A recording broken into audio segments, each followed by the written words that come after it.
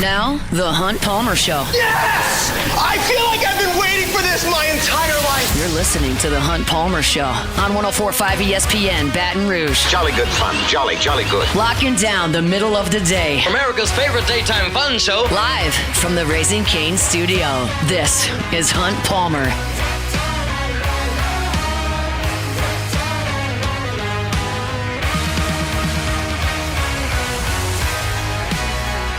Welcome in! Hunt Palmer coming to you from the Raising Cane studio downtown in the capital city on this Tuesday, brought to you by Immense Networks Cloud IT Management. Hope your work week's off to a good start. Appreciate you hanging out with us on 104.5 ESPN Baton Rouge. Jordan Kitchens, Cassie Spazzali back there on the ones and twos. Well, Glenn West with you from Go 24/7. He's here at the bottom of hour number one. They're going to let SEC teams use ABS in Hoover. What do I think about that? We'll discuss it a little bit later. ESPN's got a big story up ranking the offseason for every Power 4 college football team. What does LSU stack up in the SEC? We'll discuss it. Sharif Ishak in 90 minutes talking Saints. So lots and lots and lots to do. But one thing I didn't even mention, Will Wade spoke about recruiting and players, and he thinks they have some.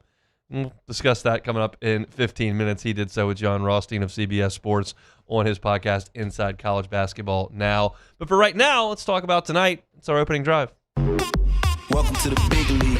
It's time for Hunt's Opening Drive. Presented by Fabry Chevrolet GMC in St. Francisville. LSU will finish up the midweek portion of its schedule tonight with Tulane. You know, if I asked you how did LSU play in the midweek this year, I think all of you would answer, well, terrible. Just awful. Awful midweek season. Might cost them a spot in the tournament. So bad. It was not good by any stretch. They have won 7 of their last 8 in the midweek. The Bethune-Cookman loss was not good, and that is your one loss over the last 8 weeks. But you just got out of the block slow. You lost 3 of your first 5. You lost on Monday to Northeastern. You went on the road and lost to Louisiana Lafayette. McNeese popped you for your first loss. So you were 2-3 to begin things in the midweek. You've won 7 of 8 since. That's a 9-4 record right now. Like, they went tonight against Tulane. They're 10-4, which is not good, but it's not as if they've just completely fallen apart in the midweek. It's worse than you would like, but they've got a chance to finish on a strong note, and quite frankly, they need to finish on a strong note tonight. Tulane and LSU was a great rivalry in football in the 50s and 60s before that. And it was really good about 25 years ago in baseball. And it culminated with that super regional at Zephyr Field that ended Skip's career, that sent Tulane to Omaha. And since Hurricane Katrina blew through in 2005, Tulane has not been the same from a baseball perspective. And that rivalry cooled with it over time. And LSU has controlled things of late. Tulane has not won in Baton Rouge in 10 years. The last time Tulane beat LSU in Baton Rouge was in March of 2016. The last time these two played in Baton Rouge, which I had forgotten or not really realized, the last time these two had played in Baton Rouge was Paul Skeen's regional opener. That obviously wasn't on the schedule. These teams have not met in the regular season in Baton Rouge since 2018. So it just hasn't been a game that has been played as often. Now, Paul Mainieri took LSU to New Orleans a lot in the middle of his run in Baton Rouge. I don't know if that's because he felt like he owed that to Tulane because of Katrina, which was still fairly in the rearview mirror, if he thought that was just a better midweek game for his teams to play. Obviously, LSU played Tulane in some Wally Pontiff Jr. Classics. They played some in Turchin, Uptown. It felt like a bigger deal once upon a time, and it doesn't carry that really anymore. So that tradition side of it is essentially gone, but it doesn't make tonight any less important for LSU. You are teetering on relevance in the college baseball tournament picture. Your RPI is not very good. Your conference record is not very good. You're not going to be included in the bubble of anybody's projections as of today or tomorrow. You're on the outside looking in, and you've got to find a way in. And what you can't do is drop a game to Tulane tonight and tumble back even more spots in the RPI. I wrote about it today. LSU's RPI this morning, 55-56. Tulane's is 145. They have a losing record. They're 23-26. This is another Quad 4 game that will be a Quad 4 game. LSU's already got 5 losses in Quad 4. Just can't really have another one. So you got to go out there and take care of your business tonight against Tulane. Now, how do you do that? Well, here's the deal. Like last week, you could not use Devin Sheeran in the midweek because he had thrown a ton of pitches against Texas A&M on Sunday. So Zach Cowan had to come in the middle of that game and give you 4 shutout innings to stem the tide and allow you to go beat Southeastern. You gave up. Reagan Ricken didn't get an out. You had to pull him with the bases loaded in the first inning. And Lockenmeyer did a good job in the first inning to get out with only 1 run, but then he came back in the second and gave up the 3-run homer. So you were down 4-2, and you had to fight your way back and win it offensively as Cowan threw up zeros. Well, Cowan threw 6 innings on Sunday. He's not pitching today. And you look at your 2 other big-time options, Paz and Sheeran. Well, Paz started on Saturday. He's in the weekend rotation. He's not going to start. And Sheeran threw 58 pitches on Saturday. Grant Fontenot threw 44 pitches on Saturday. Now, I would submit that Devin Sheeran and Grant Fontenot are available today. They've had Sunday and Monday off, and they threw 58 and 44 pitches, but they're not going to give you 4 innings apiece.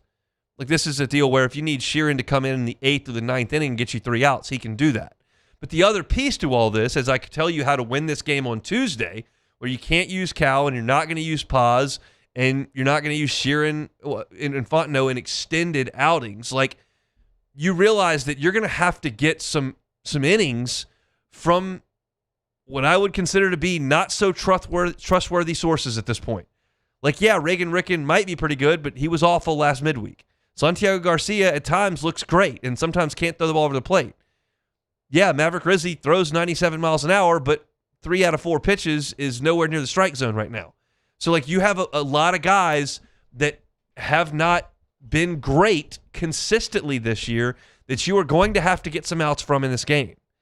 And what you can't do is go out there and burn guys for the weekend against Tulane. You need everyone at your disposal on Friday in Athens, because at any point on Friday or Saturday, this is obviously before the final game of the series, on Friday or Saturday, if you have a chance to beat Georgia, you have to have everybody ready. I cannot have a situation where you have a lead against Georgia in the 6th or 7th and Schmidt's got to come out and I'm limited in the options I have because I had to burn guys to beat Tulane on Tuesday. No. So what am I suggesting here? Basically, you're going to have to get some pretty decent pitching performances from guys who haven't done it, and tap, tap, tap on the offense. I need 12. And the offense is doing that right now. I don't have a lot of questions about LSU's offense. They're in a groove. They scored 12 on Southeastern last week. They've scored 66 runs over the last 8 games. That's over 8 runs per game. They have not been held under 6 runs over the course of those 8 games. The last 2 midweek games, LSU has scored a total of 22 runs on 22 hits against lesser pitching staffs. Like, that's what this team is offensively right now. You never know what happens day to day, but Tulane's not great. They don't have a great pitching staff, and LSU's offense needs to carry the day today. A 10-9 win is perfectly fine. Perfectly fine. 13-12, perfectly fine. That works. You don't have to 10-run them. I want to 10-run them. I want to pitch as few innings as possible for this pitching staff. I don't want to use Devin Sheeran. I don't want to use Grant Fontenot. But just a win is fine, but you cannot burn guys today that you may need on Friday because you have to show up for game 1 of that series with all hands on deck. And Jay Johnson says this. Like, it's a 56-game playoff. We're playing every game the same. You've got to play to win. You do have to play to win this game. But you have to manage 2 things at once. One, we need to win this game, and I'm going to do what it takes to win this game. Also, I know that Friday's coming, and those games are massive. You're playing a top 20 RPI team on the road. They don't lose a lot of games in that ballpark. They hit a ton. Throwing just Joe Pitcher out there to try to get 3 or 4 outs is not going to get it in Foley Field against that lineup. You need your guys ready to go. So when you get to the ballpark on Friday, Schmidt needs to be ready. Cowan needs to be ready. Sheeran needs to be ready. Fontenot needs to be ready. Like, all hands on deck.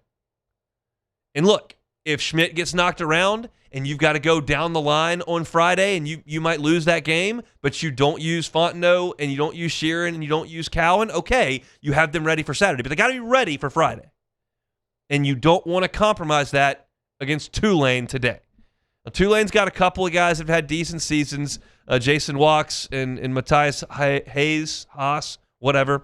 Walks has been awesome. He's hitting .324. He's got 6 homers. That leads the team. Draws a lot of walks. His OPS in their conference games in the American is over 1,100.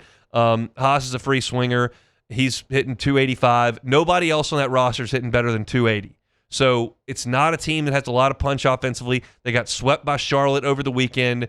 You just need to go take care of your business. And for the most part, in the non-conference, LSU has done that over the last 8 weeks. They didn't for the first 4. They have for the last 8. It's got to start with the offense. Just take control of the game that way. But I've been telling y'all this every Tuesday for what feels like 7 weeks. This team is allergic to the first 2 innings of these midweek games. For some reason, they cannot get these guys out in the first and second inning. There have been instances where, like, Paz had a 6-pitch first inning in one game, then came back and couldn't get him out in the second, had to be taken out of the game. Ricken just showed up and had nothing last week and let 3 guys on base, 2 of them by a free pass. The first 2 innings have been a nightmare for LSU. What you would really like to do in this game is get those first 6 outs without letting Tulane score.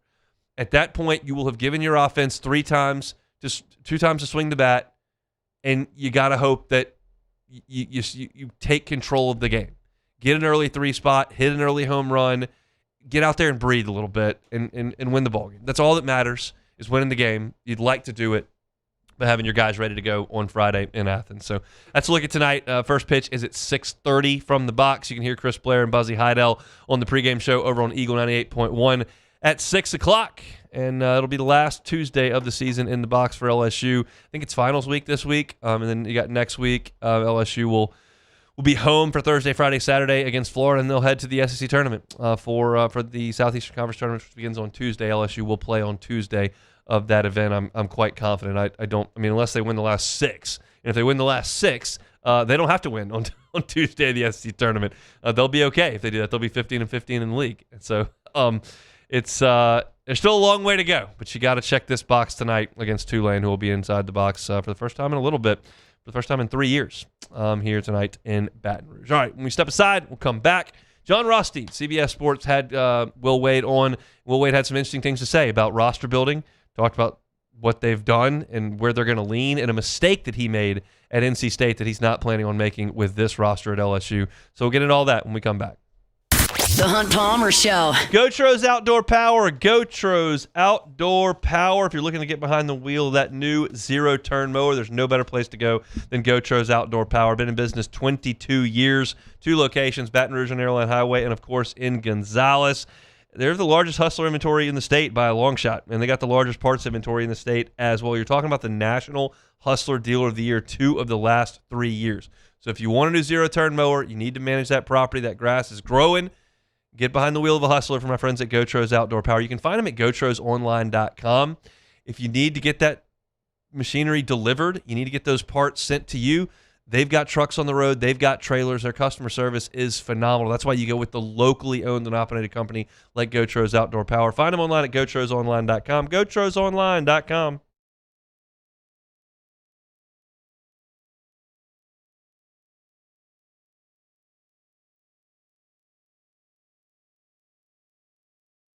Every ounce of Raising Cane's lemonade has been hand-squeezed that day from fresh lemons before being served over our signature crushed ice. Because when you make it right, you can taste it in every bite. Raising Cane's Chicken Fingers. One love. At Bayou Automotive, we believe in a sales process that puts you first. We want you to experience an easy purchase with clear pricing and great service. Let Bayou Ford and Bayou Chrysler Dodge Jeep Ram be your trusted partners in finding your perfect vehicle. The crew at Bayou Automotive is going to do right by you. Hey, it's Matt Moscona. Look, back pain can sideline you from the things you love. That's why I trust Dr. Kevin McCarthy and the team at the Spine Center of Louisiana. Dr. McCarthy doesn't just treat symptoms. He gets to the root of the problem. From advanced injection therapy to minimally invasive surgery, they've got the expertise to get you back in the game. With 5 locations across Louisiana, including right here in Baton Rouge, quality care is close to home. Call the Spine Center of Louisiana or visit spinela.com and tell them Matt sent you. Hi, this is Beth Serena. Welcome to my pool.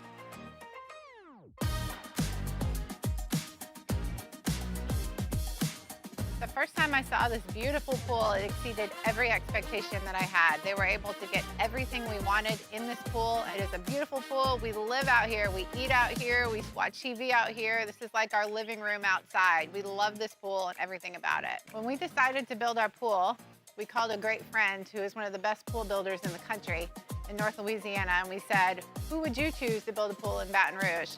And without a hesitation, he told us Russell Pools. He said their history, tradition of great builds, great pools was unmatched. So of course, who did we call? Russell Pools. The advice I would give to anyone looking to build a pool is first call Russell Pools. They'll do an incredible job. It'll be incredibly organized. It'll be time efficient, and you will have your pool in no time.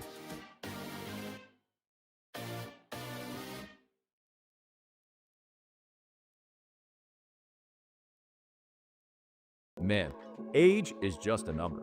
Don't let it dictate how you feel. Goodwood Men's Sexual Wellness has anti-aging services that can help you look and feel your best. Visit yourgoodwood.com and discover a renewed sense of vitality.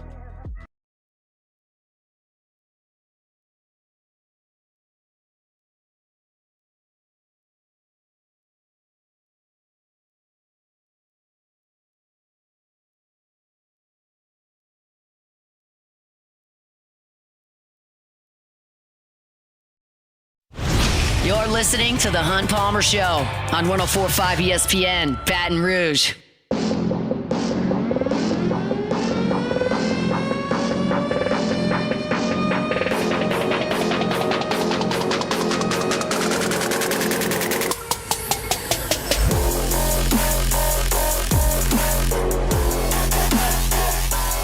Talk to Glenn West, Go 24/7 Sports, coming up here in 15 minutes. I'll remind you about One Bath and Closets, online at onebathandclosets.com. That's onebathandclosets.com.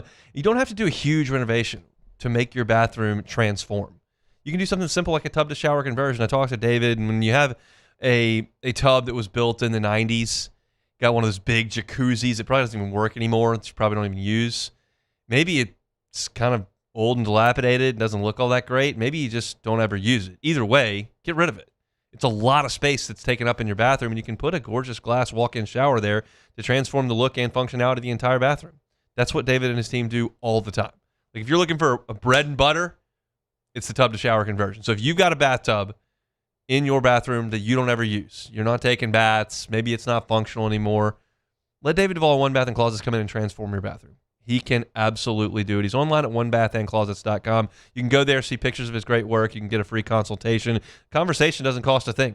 David can tell you what he can do for you. He's been at it more than 30 years. It's One Bath and Closets. Find him online, onebathandclosets.com. All right, I was interested to see this today when it popped up on the old Twitter feed. Will Wade sat down with John Rothstein from CBS Sports, and it dawned on me, like, we have not heard from Will since he took the job. Like, he did the big introductory press conference, and then he had to go hire staff, and the portal was opening in a matter of days, and he just hasn't had a formal press conference. So we don't really know what's going on. We are hearing things. You are not hearing other things, like, hey, here's a player we got, and we've talked about it a little bit on this show. And so John Rothstein sat him down, and they hit on a number of topics, and we'll get to the recruiting side of thing. But John asked a couple of pointed questions about leaving NC State for LSU. One of them was, what can you do at LSU that you could not do at NC State? And this was Will's answer. Well, look, NC State's a great basketball job as well. It was tough to leave there. But I think at LSU with the SEC, we just have more resources just because of the revenue that's generated through our basketball and football contracts. And so I think that we have the ability to compete with the best in the SEC. When you compete in the best in the SEC, you got the opportunity to compete nationally. You look at the number of bids that the SEC has been getting every year, and with the tournament expanding, I mean, probably all but one or two teams every year is going to, we got 16 teams, probably 13, 14 of them are going to get in every year now. It's somewhere I'm familiar with. It's not somewhere where I have to go meet people. And usually it takes 18 to 24 months to get your hands around everybody, get your hands around everything. I've been able to expedite that process by being back here at LSU. And I think a lot of people might roll their eyes at some of that. I just don't. The fact of the matter is that the ACC is in trouble.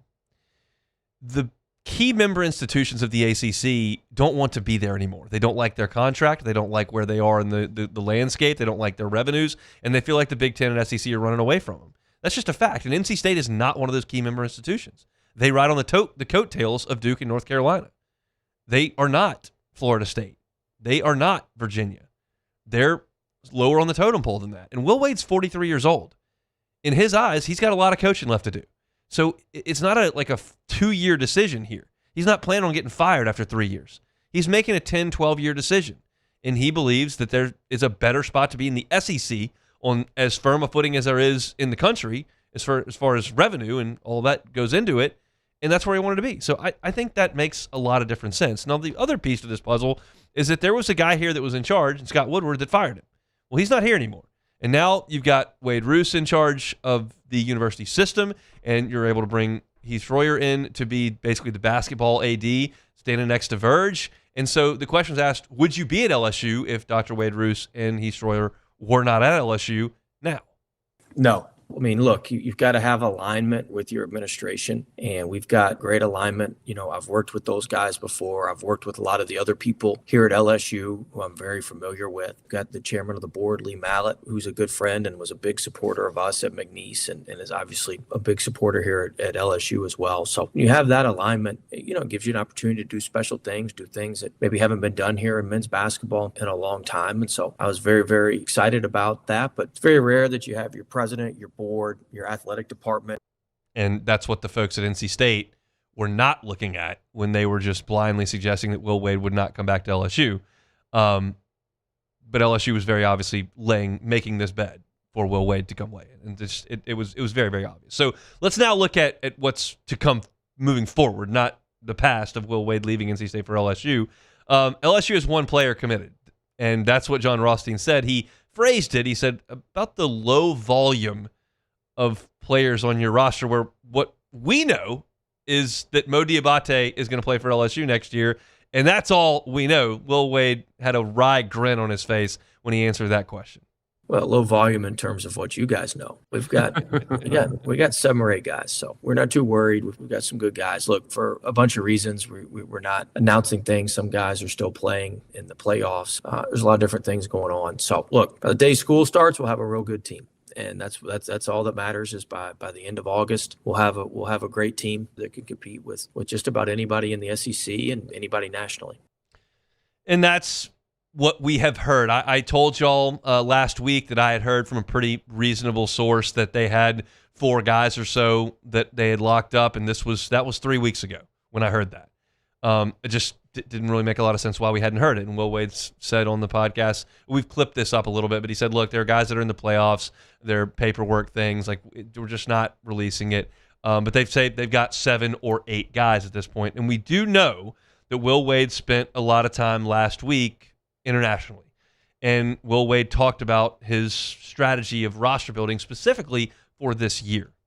You know, this year I'm going to lean a little heavier on the international route. You know, this is the last year that a lot of kids over there are going to be eligible, some of the older kids, because of the clock issues. Yeah. Just those kids have a lot of experience. There's just some natural things that they've learned over there that really help in college basketball and can translate to us in college basketball. And so we're going to do that. We're going to certainly get some of the best guys we can from the transfer portal. We've gotten a couple already, and we're going to try to get a couple more, but we're going to supplement that with some overseas guys. And we talked about Niang last week as a guy that has played 5 years professional basketball in Italy and has been drafted by the Cavs last year, and that a lot of folks are reporting is nearing a deal with LSU. That may be one that's done. I don't know. They're just not telling us these things at this point. But it sounds like he's going to go get a bunch of guys that are in their early 20s that have played professional basketball to come play for LSU for a year. And that's the way he thinks he can build the best team for this year. Now, what's interesting is, you know that they only have 7 or 8 guys, and that's not a full roster. If you've got 7 or 8 guys, you've got 4 or 5 spots that are still left. And there's probably a good reason why those spots are still open, because Will Wade said he made a mistake last year at NC State in, and this sounds odd, but you'll hear Will Wade talk about it, creating too much depth. And he talked about that with John Rothstein. One thing that we did last year that I made a mistake on was, we basically paid 11 guys when we went out and got 11 guys and had a lot of depth. And depth's really important for practice. It's not as important for games when you're only playing 7 or 8 guys, 9 max. And so we had some dead money on the roster, so one thing I'm focusing on here is we're really going to pay 7 or 8 guys at LSU this year. And we'll fill out the back half of the roster with some guys who could help us in a pinch. But we want to put our resources into those main guys. This is a difference from football and really baseball too, and I completely agree with Will Wade here.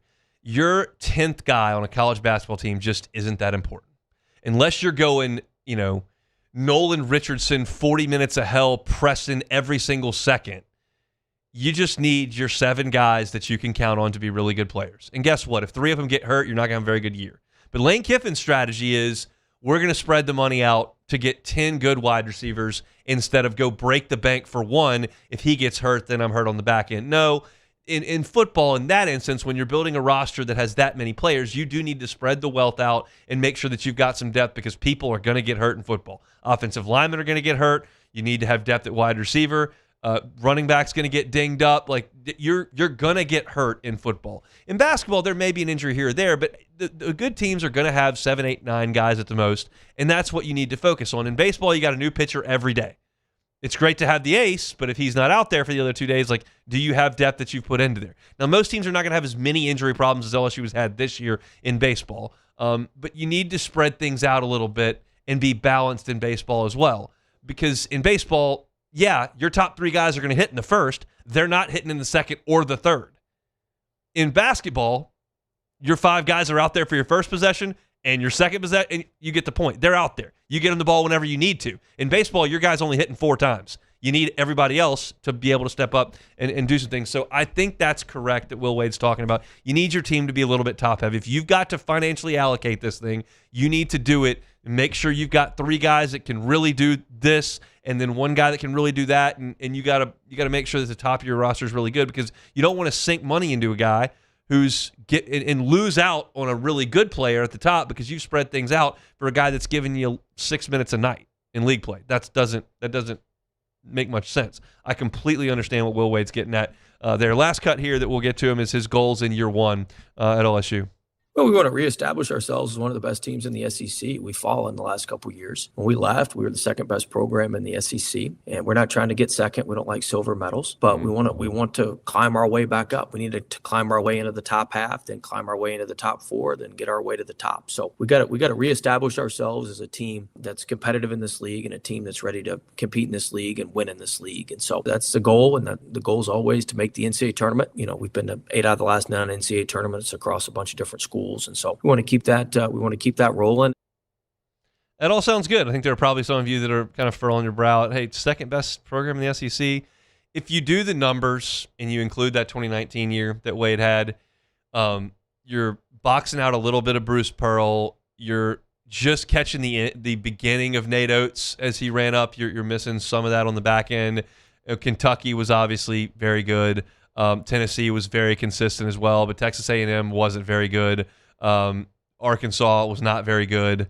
Florida was not very good. So you had you could make the argument over the course of like a 5-year run that LSU was as consistent and had won as many SEC games as anybody, save probably Tennessee, who he was talking about. I didn't go back and run the numbers, but I was doing that podcast every day during that time, so I do remember those numbers popping up, and LSU was as consistent as anybody winning games. They weren't necessarily knocking on the door of Sweet 16 every year, but they were winning a lot of SEC games, and so he can make that claim that LSU, no, it's a different league than it was. Hopefully Auburn's on the way bottoming out. That would help. But you got really good program going in Gainesville right now, really good program in Knoxville. Arkansas is up and running a little bit. Hopefully Kentucky's not very good.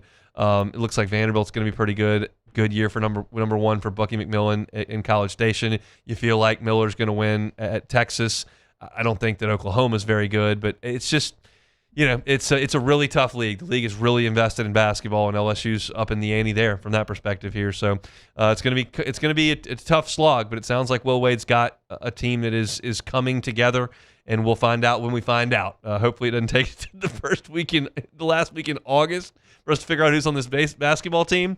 But it sounds like he's got some guys that are in the international side of things. They're just waiting on a few things to announce those. So I'm not going to jump the gun here and try to announce any names. I don't know any names, but it sounds like that they're further along than we know on the outside, essentially. So there's a little hoops talk for you on this Tuesday. Let's talk with Glenn West when we come back. The Hunt Palmer Show. Auction wants to make sure you know where to be for your health care. And what they can do is allow you to go right into the symptom checker online at auctioner.org/findcare, and you can understand exactly where you need to be. If you need that comprehensive and continuous care, that's your primary care, your PCP. For mild asthma, maybe moderate chest pain, annual checkups, immunizations, high blood pressure, high cholesterol, you can do some virtual visits or schedule your appointment at www.auctioner.org/brprimary. If you need immediate care for common illnesses and minor injuries, that's where urgent care comes in. You got lacerations or abscesses, maybe urinary pain, earaches, mild to moderate stomach aches. Go see urgent care. You can walk in. They have extended hours, and you can find a location at auctioner.org/urgent care. If you've got severe and life-threatening conditions, obviously go to the emergency room or call 911. That's severe bleeding, severe chest pains, severe allergic reaction, severe abdominal pain. All those need to be seen immediately. If you're looking for 24/7 virtual care options, they've got a schedule online through My Auctioner. You can do convenient follow-ups and routine care. Always invite you to download the My Auctioner app. And they've got one more resource for you. It's called Auctioner on Call. 1-800-231-5257. And a nurse can help direct you to the best care option. That's there at Auctioner. Hey, it's Matt Moscona. Look, back pain can sideline you from the things you love. That's why I trust Dr. Kevin McCarthy and the team at the Spine Center of Louisiana. Dr. McCarthy doesn't just treat symptoms. He gets to the root of the problem. From advanced injection therapy to minimally invasive surgery, they've got the expertise to get you back in the game. With 5 locations across Louisiana, including right here in Baton Rouge, quality care is close to home. Call the Spine Center of Louisiana or visit spinela.com and tell them Matt sent you. At Bayou Automotive, we believe in a sales process that puts you first. We want you to experience an easy purchase with clear pricing and great service. Let Bayou Ford and Bayou Chrysler Dodge Jeep Ram be your trusted partners in finding your perfect vehicle. The crew at Bayou Automotive is going to do right by you. I'm Gabrielle McLeod on behalf of the Louisiana Propane Dealers. I have spent hundreds of hours preparing for scholarship competitions. That preparation paid off when I won the Fitness and Talent Awards along with the title of Miss Louisiana.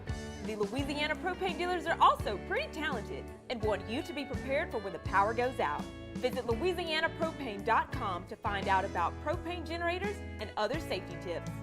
Louisiana Propane, it truly is the fuel for our future.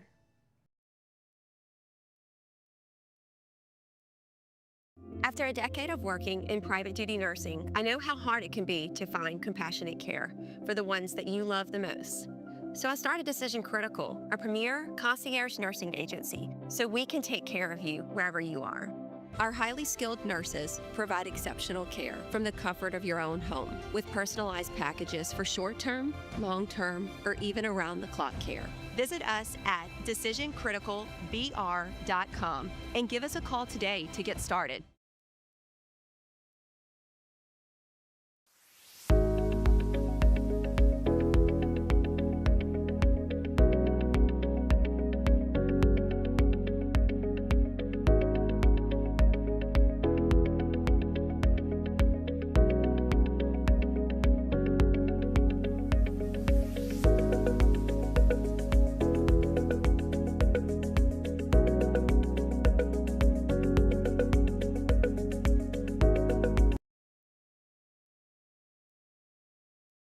ED, low T, or simply seeking to optimize your health and performance? Goodwood Men's Sexual Wellness offers a range of discreet services to address your specific needs. We empower men to reclaim their health and confidence. Visit yourgoodwood.com. When it comes to choosing energy for your family and your home, make the smart choice with natural gas. You can count on efficient and affordable natural gas. You're listening to The Hunt Palmer Show on 104.5 ESPN, Baton Rouge.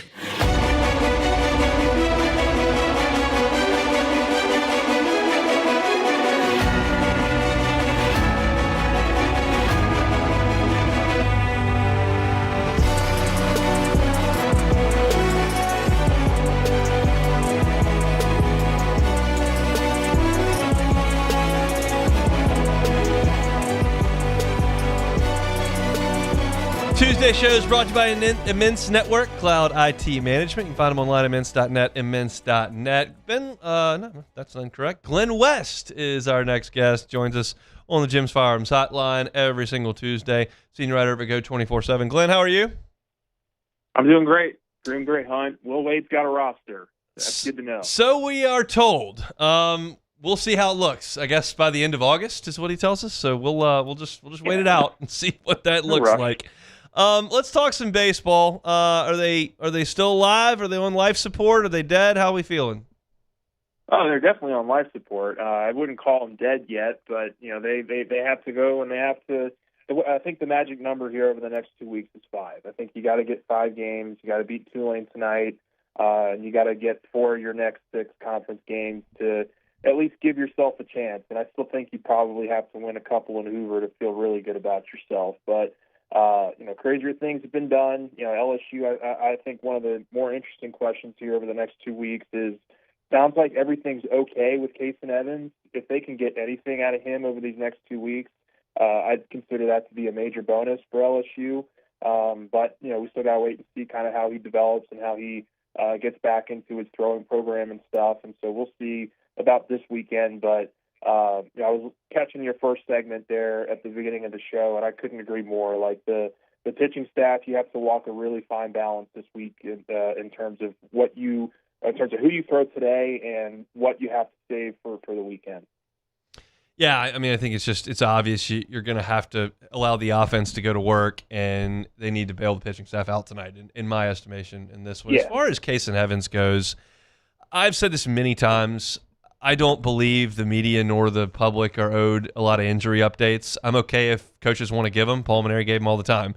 I'm okay if coaches want to kind of keep that close to the vest, and we know that Jay Johnson leans that way. And I just am skeptical of pitchers returning. I know that everybody was thinking about Cooper Moore, and then, well, he's not. And so now I'm sitting here with Kason Evans going, well, they're saying nothing's wrong, but I don't have a lot of positive updates either, other than he's okay. Yeah. Like, do you feel like there's a chance he's going to pitch again this year? I think there's a chance. Like, I wouldn't put it, if we're betting odds on it, I wouldn't put it over 50% that he comes back. But like, I do think that they're starting to throw him a little bit more. It sounds like they're going to be super, super cautious with him. Jay said he did some catching or some throwing and catching, I guess, a little bit late last week. It sounds like they might try to ramp him up a little bit this week, maybe have him throw a bullpen. We'll see. But it's nothing solidified there. Like my whole point there was in that kind of off the cuff first answer was just like, if they can get anything from him, it would be a huge, huge bonus.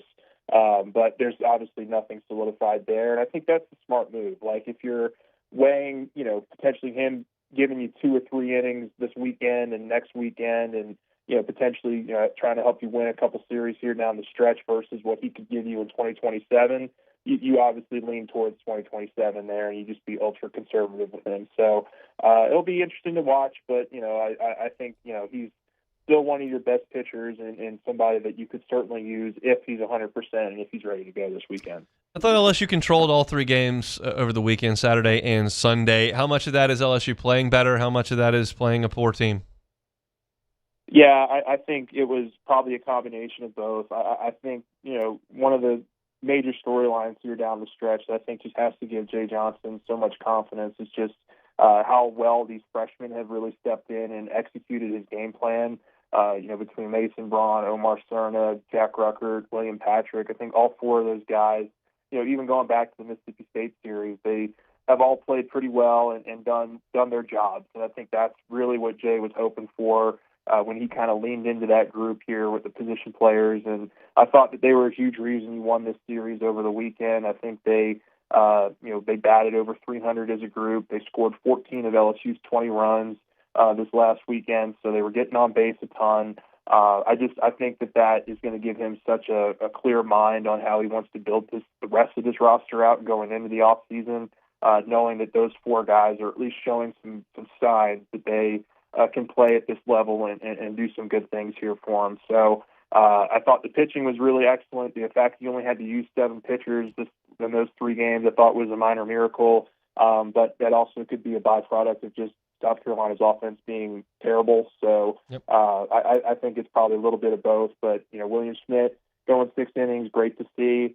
Zach Talon going 6 innings, awesome to see. And then Marcos Paz going 5 innings, I thought was really a highlight of the weekend as well. He extended as far as he's ever gone on the mound. And I think, he's only going to get better from here. I think Jay Johnson is really going to lean into him a lot over these next couple weeks and see really what the freshman can give them, because he was pummeling the strike zone there on that Saturday night game, and that was something that was kind of the last piece of the puzzle, I think, to him getting back from that Tommy John surgery.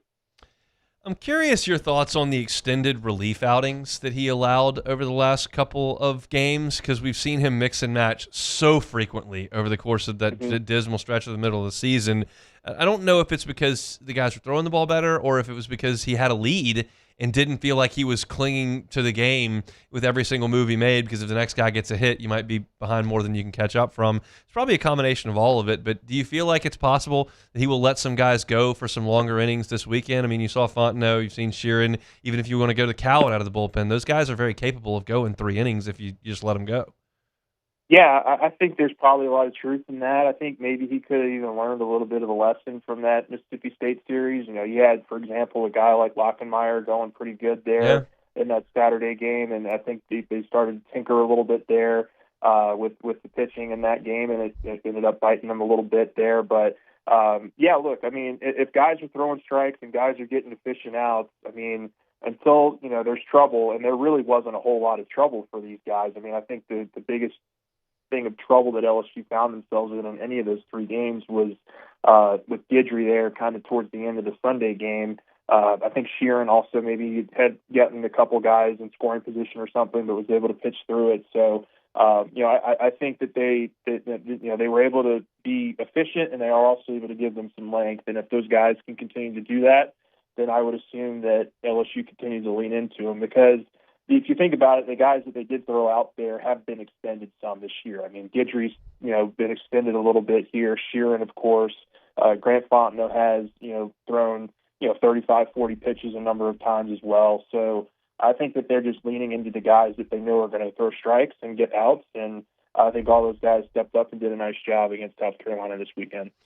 How do they do in Athens? Your call. It's going to be tough. I mean, Georgia's one of the best teams in the SEC. They've got the best record right now. I think they might be coming off. I can't remember what they did last weekend, but the weekend before, I think they swept Missouri. Yeah.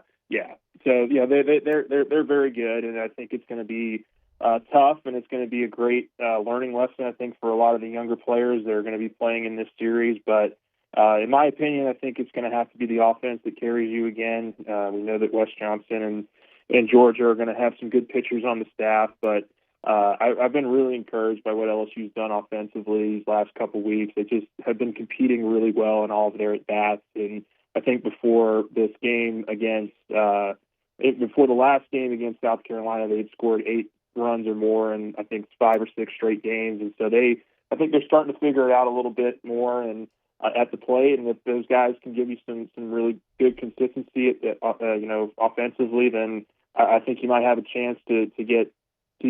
You got to strive to get 2, but of course, even getting 1 is going to be a little bit difficult there in Athens. But I really see the series against Florida as kind of maybe the one that you have a little bit more of a chance to win than this weekend. We shall see. Glenn West got you covered over there. Go 24/7 football, basketball, and baseball, and recruiting coverage. He's with us on Tuesdays every single week. Thanks, Glenn. All right. Thanks, Hunt. He's Glenn West, senior writer over at Go 24/7. Let me remind you about First American Bank and Trust, FABT.com. FABT.com is that website. They're local. Right here in Southeast Louisiana, First American Bank and Trust. For 116 years, they've grown to 25 locations. For your commercial loan, for your personal loan, First American Bank and Trust needs to be your call. Their management team averages 25 years with the bank. They're people from this part of the world. They work in this part of the world. They want to help this part of the world in this community. So when you have a decision that's made about your commercial loan or your personal loan, it's made by someone that you go to church with, made by someone whose kids go to school with yours. It's made by somebody local. That's the difference. But when I say local, don't think small. They've got the capabilities those big national banks have because they have 25 locations. First American Bank and Trust. Find them online, fabt.com, fabt.com. Chugging right along here on this Tuesday edition of the Hunt Palmer Show. I hope to see you out at Sports Trivia tonight. We'll be at Court to Table at 8 o'clock. We'll be watching LSU in Tulane. You can win gift cards. Bring a teammate. Bring some teammates. Come by yourself. Get something cold to drink, something good to eat. Always a good time. 8 o'clock, Court to Table at Burbank. Every single Tuesday, we got sports trivia over there, and it's always a good time. Hour 2, going to have a lot to it. ESPN put together an article ranking the off seasons for every Power 4 conference team. It's a lot. It's a long article, but I had some takeaways from it, so we'll get into a little bit of that. Sharif Ishak coming up in 45 minutes talking Saints. So don't go anywhere. Log us in. It's a Tuesday edition of the Hunt Palmer Show. The Hunt Palmer Show. Marucci. Get on by Marucci and take a tour. Well, why would I take a tour of Marucci, Hunt? Well, it's obvious because they're the official bat of Major League Baseball. The official bat of Major League Baseball. Started this thing up in Baton Rouge in 2004. Just two professional baseball players past their playing days and their trainer. And they did a pretty good job. And they kept working on it. And all of a sudden, they got the attention of some of the biggest names in baseball. And all of a sudden, word started to spread. And then all of a sudden, you've got the official bat of Major League Baseball. Go learn that story. I've given you the elevator pitch, but go learn the whole story. Take a tour. You get an opportunity to see where they make 1,200 bats every single day over at Marucci. You can get tickets at maruccisports.com/campus-tour, and every single ticket comes with a 20% discount in the Campus Tour store as well as the Hitter's House. It's all there at Marucci. Transform your living space with Lacoste & Young Remodeling and take your home from outdated to outstanding. Redefine your kitchen for the ultimate culinary experience or elevate your daily routine with a spa-worthy bathroom retreat. Our skilled team brings 3D modeling to life to ensure your vision becomes a reality. We believe luxury should be accessible and offer tailored solutions to fit your budget without compromising quality. So contact us today for a free estimate. Lacoste & Young Remodeling, providing perfect solutions for your dream home. At Sunshine, your hometown John Deere dealer, we know hard work starts with the right equipment. Right now, take advantage of the powerful 3025E tractor with loader for just $297 a month, with 0% financing for 72 months. Whether you're tackling land, property, or projects, this is the tractor built to get it done. Don't wait. This offer ends April 30th, 2026. Visit sunequip.com or stop by a Sunshine location today.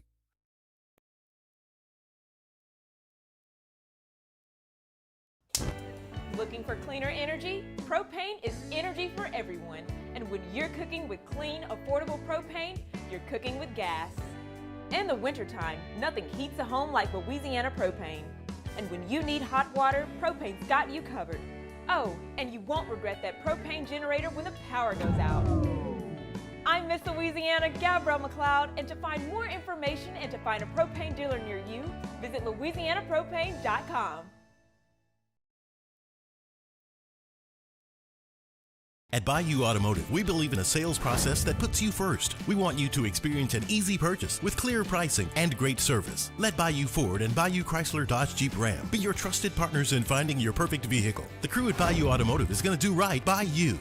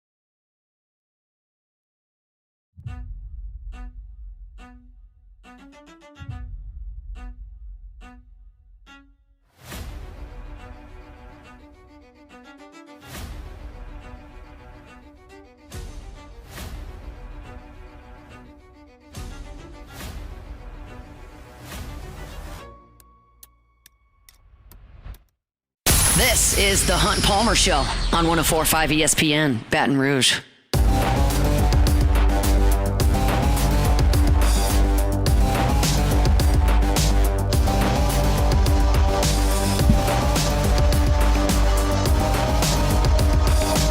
Tuesday shows brought to you by Immense Networks Cloud IT Management. Immense, happy to help you all the way from Lake Charles to Covington, anywhere across South Louisiana. Been in business for 20 years, creating IT solutions for businesses. If you're between 50 to 100 employees, that's kind of the sweet spot for Immense. Maybe your IT company is not doing the job. Maybe your IT department is just overworked because you've just got issues that they can't seem to get taken care of all at one time, just not enough manpower. That's where Immense comes in. They're here to help.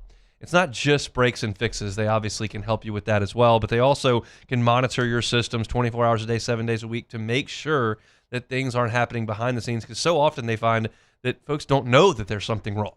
That's where Immense can step in and be proactive and consultative in their approach. It's a relationship-based business for the guys at Immense. They're NBR, they're Baton Rouge grads, and they can certainly help your business grow through the use of information technology. So if you're not happy with what's going on in your IT department currently, Immense can certainly help you with that. They bring our Tuesday shows each and every week.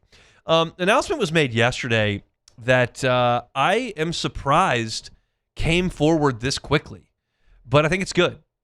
The SEC will allow a trial run of the ABS system, automatic balls and strikes, at the SEC tournament in Hoover. For those that don't watch Major League Baseball, I know there's a sizable portion of y'all that are not big into Major League Baseball. We don't have a team in our state. We don't have a team in the market. A lot of folks are national television guys like me with the Cubs, maybe the Braves, or you hail from Houston or Dallas and have ties to a Texas team. But there's not a huge pull for Major League Baseball in this audience. So I know a lot of folks are certainly not locked into that in April, which we just got out of. But I think that it's worked very, very well in the big leagues. I watch the Cubs just about every day, and the beauty of this challenge system is, I think one of the things that we hate about challenges, whether it's football, basketball, or baseball, whether it's the last 2 minutes of a basketball game or it's a big play in football, is how long it takes to get the resolution. Do we have definitive answer? What is a catch? Is it a flagrant one foul? Does it step on the line? Did he get the shot off in time for the shot clock? Like, all these things, they go under the hood, they take forever. The ABS system is so simple. There are 3 humans in the ballpark that can challenge: the pitcher, the catcher, and the hitter. The pitchers pretty much never do it, and they're not very good at it. The pitchers, I have not seen it a lot, and they're not good at it. The catchers are awesome at it, and the hitters are pretty good. And here's how it works. Ball hits the mitt.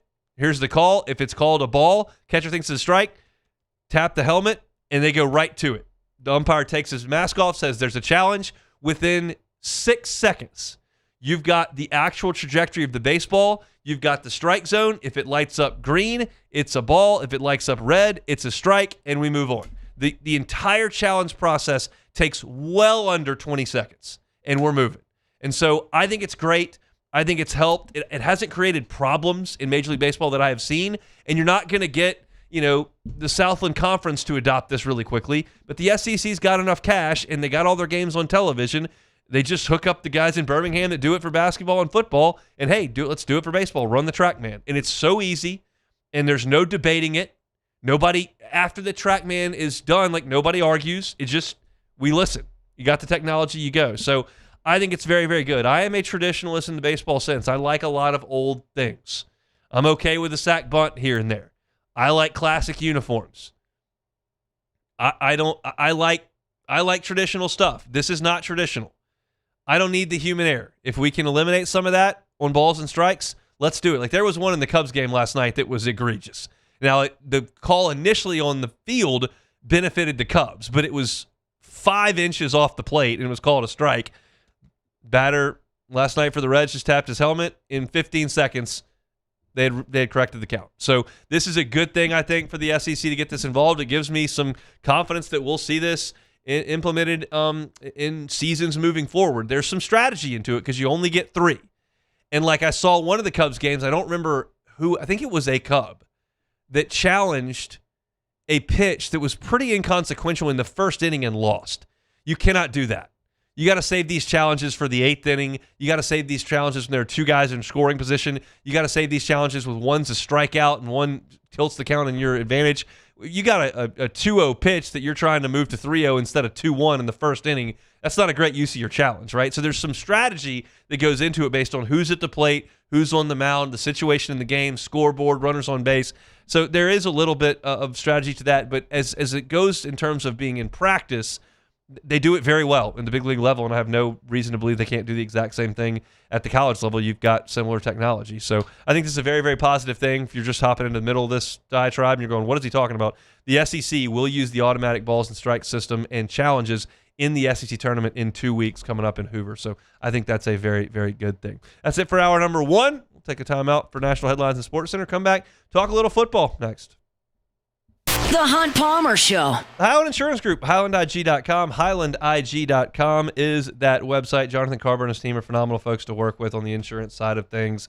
Look, I know insurance is not the most fun thing to talk about, obviously, but it's important. It's especially important in our part of the world during storm season. So if all you know about your property policy is what kind of increase you got in premium last year and have no idea how your building valuation came to be, if you have no idea whether or not all of your buildings are covered, if you have no idea what your deductible is, if you have no idea what your business interruption limit is or how that may impact you, these are crucial in South Louisiana during storm season. And the time to check that is not when the storm is in the Gulf.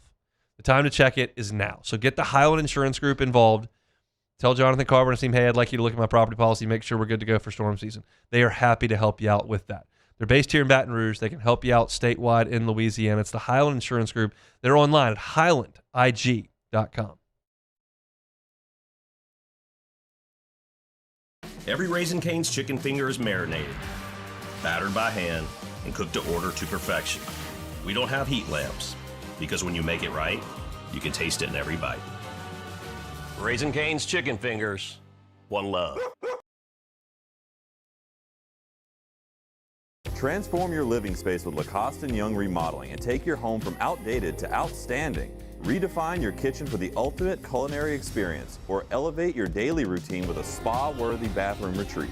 Our skilled team brings 3D modeling to life to ensure your vision becomes a reality. We believe luxury should be accessible and offer tailored solutions to fit your budget without compromising quality. So contact us today for a free estimate. Lacoste & Young Remodeling, providing perfect solutions for your dream home. Looking for cleaner energy? Propane is energy for everyone. Propane water heaters are very cost efficient, and the savings are even greater with a tankless propane water heater. We all know that Louisiana propane is a safe and environmentally friendly fuel. So why not go green while you save some green? I'm Miss Louisiana, Gabrielle McLeod, and for more information, visit LouisianaPropane.com.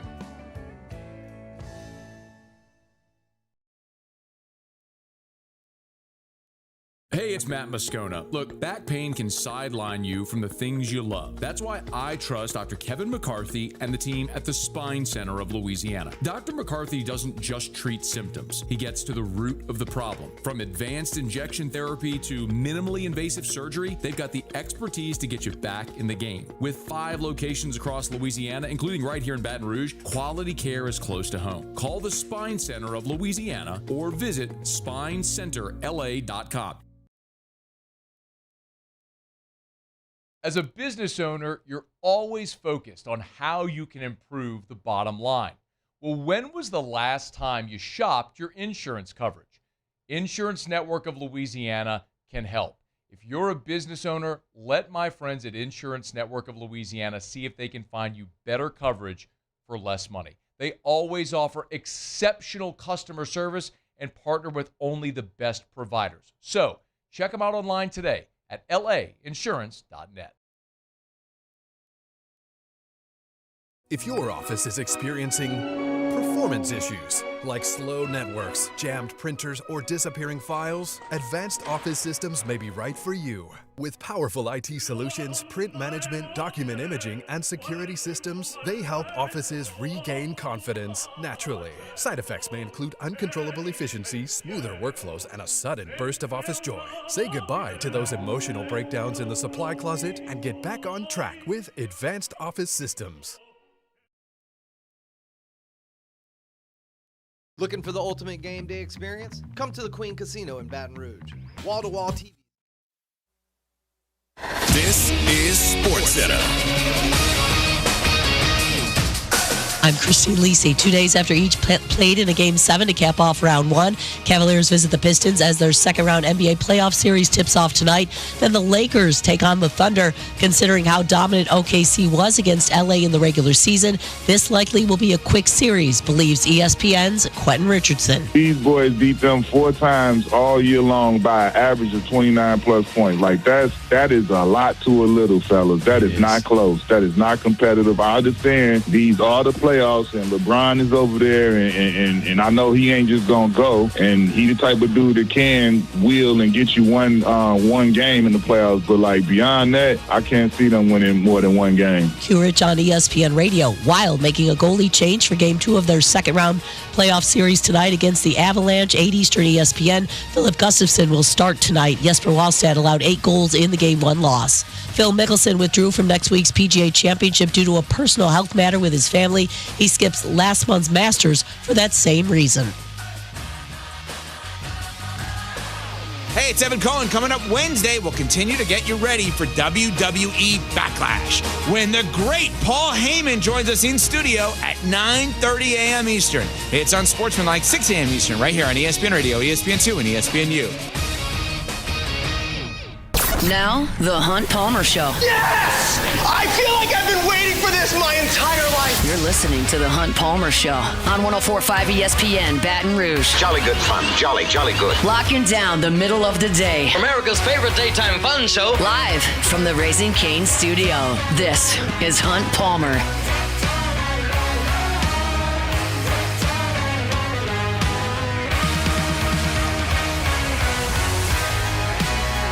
Hour 2, Tuesday edition of the Hunt Palmer Show, brought to you by Immense Networks, Cloud IT Management, immense.net, immense.net. Sharif Ishak, 30 minutes from right now. Talking a little bit of Saints football. We'll start off the hour, though, with some college football. ESPN with a huge story up on their college football page, ranking the off seasons for every team in the Power 4 conferences. Now, before we get into this, let's just put the cards out on the table. Let's just be a little bit transparent here. This list came out a year ago, and LSU was number 1. How'd that work out? Fired the coach. Penn State was number 3. How'd that work out? Fired the coach. Clemson was 5. How'd that work out? They stunk. Now, to give ESPN credit, they put Texas Tech at 2. Texas Tech won the Big 12, made the college football playoff. They had a great offseason. They put Oklahoma at 6. Remember, Oklahoma was coming off a terrible season the year prior, offensively just a disaster. And they made the playoff. And they had Miami number 8 overall on this list. And Miami, of course, made the national final. So they had some strikes. They had some gutters. It is what it is. It's a preseason/off-season list. We understand that, but I think it's good to get the conversation started. So I'll go to first the overall top 10, and then we'll sink back into the SEC as it pertains to LSU and its schedule. The overall top 10, they said that Indiana had the best offseason. The blurb says Hoosiers aren't going anywhere after winning their first national title, put together an offseason that sets them up for even more success. Coaching staff continuity is staggering, and Indiana addressed clear portal needs at quarterback, wide receiver, and pass rusher while retaining core players in the offensive line, defensive tackle, and linebacker. Sounds like things are going great in Bloomington. Awesome. Well, who'd they beat in the final? Miami. Miami's number 2 on this list. Darian Mensah comes over from Duke. Damon Wilson comes over from Missouri. Retained all their coordinators. Great stuff for Miami. Number 3, Texas Longhorns. They like the fact that Arch Manning showed back up. Cam Coleman, Hollywood Smothers, Will Muschamp comes in defensive coordinator. Great. Number 4, we're getting somewhere. I'm not just going to rattle through this whole thing. LSU's coming up very soon. But Oregon is 4th. Consecutive blowout losses in the CFP. But the Ducks kept Dante Moore. Got Evan Stewart coming back. Went to safety and Minnesota got a safety. Dan Lanning, internal promotions at coordinator. We'll see how that pans out. Got Oregon at 4. LSU's 5 in the nation in terms of offseason. Now, I would suggest they should probably be higher than that. If we're just going off paper here, like they hired a coach that Florida wanted really bad. They kept their defensive coordinator that Tulane wanted really bad. And they went out and signed the number 1 portal class that included the number 1 player in Sam Levitt by 1-3. Like, it doesn't matter. I'm not like crying over the spilt milk here that they're 5, but if we're just going off paper here, you got the hot coaching name, you got one of the hot quarterback names, your defensive coordinator stayed, you got the number 1 portal class, Seton is number 1 in his position, Umar Mielen's number 1 in his position, obviously Levitt was number 1 in his position. Like, seemed like a pretty good haul, but they got LSU at number 5 on this list, obviously just second behind Texas in the Southeastern Conference. So let's look a little bit further down this list, and then we'll go to the SEC, but this is an SEC team. I'm kind of surprised by this. I do get it, but a little bit surprised by this. And this will be the great discussion in college football this year. Ole Miss is number 8 on this list nationally. And I understand they get Trinidad Chambliss back, and that's a big deal. I understand they get Kejuan Lacey back. That's a big deal. I understand that Pete Golding is back, and that's the guy that has made their defense more competitive. But you lost the head coach. Like, there's nothing more important in this sport than head coach. And Ole Miss lost theirs. And I understand fully those in Oxford that want to go, hey, we got the guy who's been running this recruiting operation. He's going to maintain the defense. Offensively, we've got a guy who knows our system, has been here, and has the best quarterback and the best running back. We're fine. I understand that. But if you truly believe that at 100%, and you're not allowing for any percent for we haven't been very good for like 50 years, and this guy showed up and made us really good 4 years in a row. 1 year we took the foot off the gas there at the end of the season, but like for 4 years been pretty damn good, and he's gone, and his offensive coordinator is gone. Like, if you don't allow any doubt to creep in that, then I think you've just lost the plot. The question is, which one is closer to correct? And I think we find out some in 26. We probably really understand in 2027 what that looks like. But it surprises me when your coach gets hired away. Like, if Indiana lost Cignetti, would they be in the top 10 on this list? I get it. Lane Kiffin did not win a national championship. I understand Lane did not win a national championship. He hadn't been in the college football playoff the last 2 years. He didn't go undefeated this past year. Got it. Understand Cignetti better than Kiffin.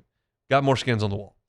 But that would be a big negative just about everywhere else for a program that had been a doormat that has risen to the top of the sport. It wasn't here. So let's look pretty quickly at the Southeastern Conference teams, how they stack up offseason-wise, specifically regarding to LSU's schedule. I'm not going through 16 teams here. Who does LSU play? Well, LSU plays Texas.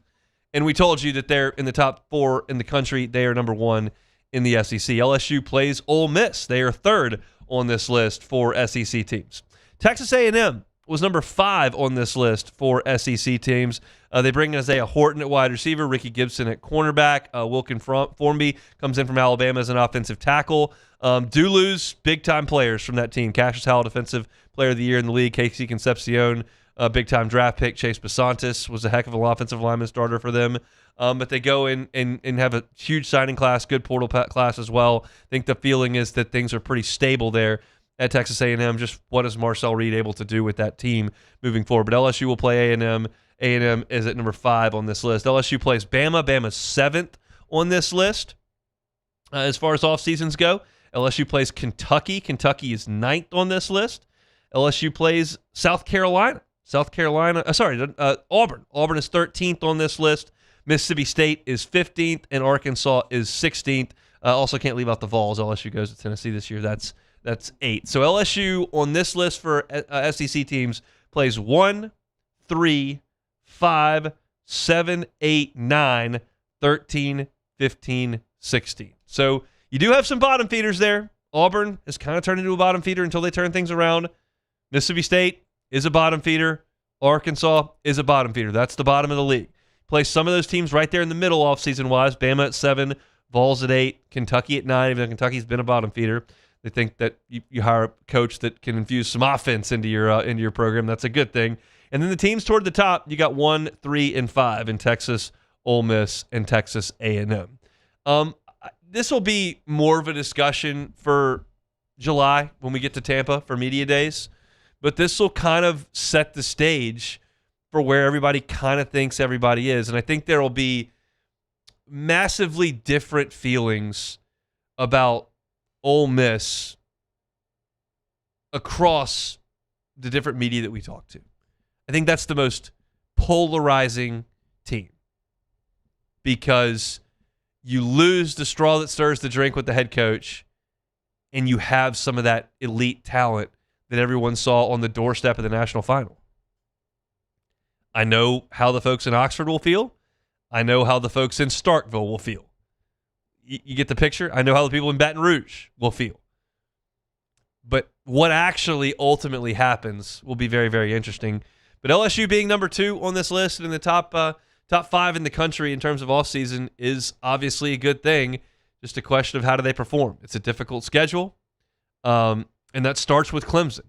And oh, by the way, just as a nugget here, how does Clemson rank in the ACC?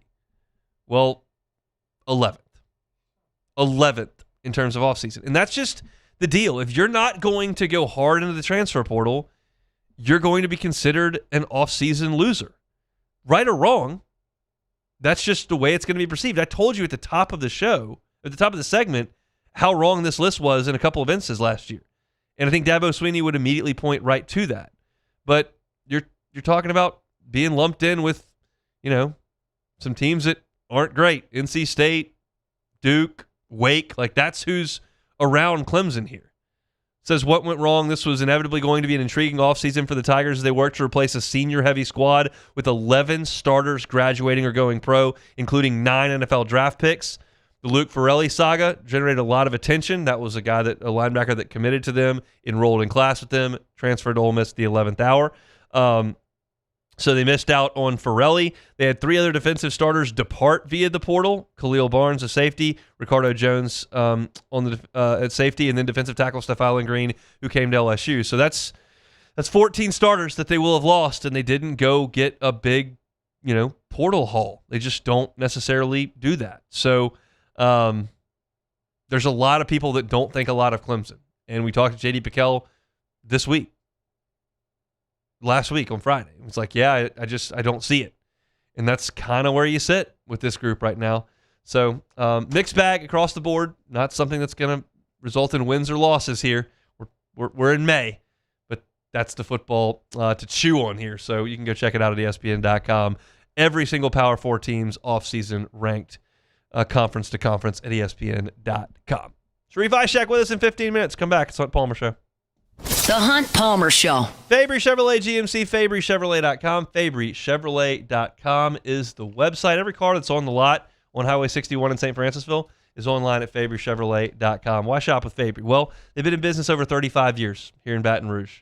3 locations, 5 brands, and as of October 1st, they took over the point there on Highway 61 in St. Francisville. When you work with the Fabry family, the kind of customer service you're going to get, the kind of service after the sale you're going to get, that buying experience is going to be a positive when most people have had a bad experience trying to buy a car. It's just not going to happen at Fabry Chevrolet GMC. So if you're looking for the SUV, they've got them. You're looking for the trucks, they've got them.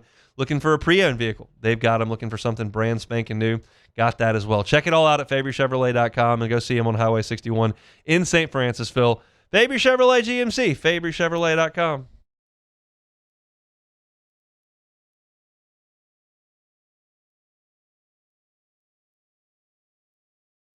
When it comes to industrial construction, River Parish Contractors can do it all. Mechanical, structural, custom fabrication, specialized welding, and turnaround services. Strategically located in between Baton Rouge and New Orleans, we have the local team with the experience and commitment to safety to manage the most complex industrial projects. Period. Here's the deal. Partnering with us means your project is delivered on time, on budget, and most important, safely. River Parish Contractors, let's get building.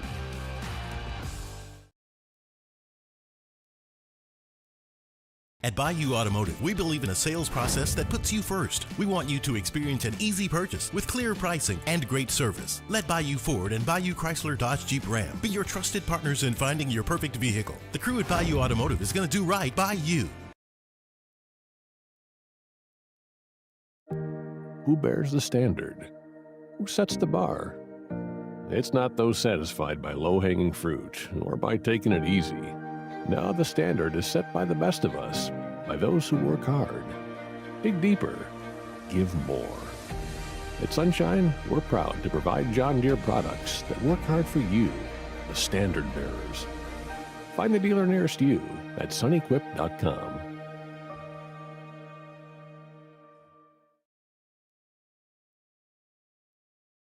Hey, it's Matt Moscona. Look, back pain can sideline you from the things you love. That's why I trust Dr. Kevin McCarthy and the team at the Spine Center of Louisiana. Dr. McCarthy doesn't just treat symptoms. He gets to the root of the problem. From advanced injection therapy to minimally invasive surgery, they've got the expertise to get you back in the game. With 5 locations across Louisiana, including right here in Baton Rouge, quality care is close to home. Call the Spine Center of Louisiana or visit spinela.com and tell them Matt sent you.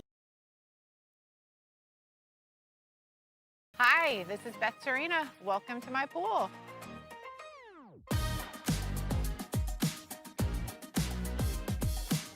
The first time I saw this beautiful pool, it exceeded every expectation that I had. They were able to get everything we wanted in this pool. It is a beautiful pool. We live out here, we eat out here, we watch TV out here. This is like our living room outside. We love this pool and everything about it. When we decided to build our pool, we called a great friend who is one of the best pool builders in the country in North Louisiana, and we said, who would you choose to build a pool in Baton Rouge?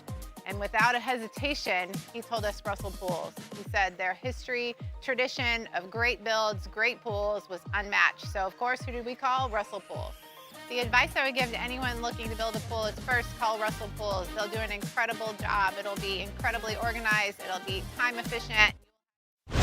You're listening to The Hunt Palmer Show on 104.5 ESPN, Baton Rouge.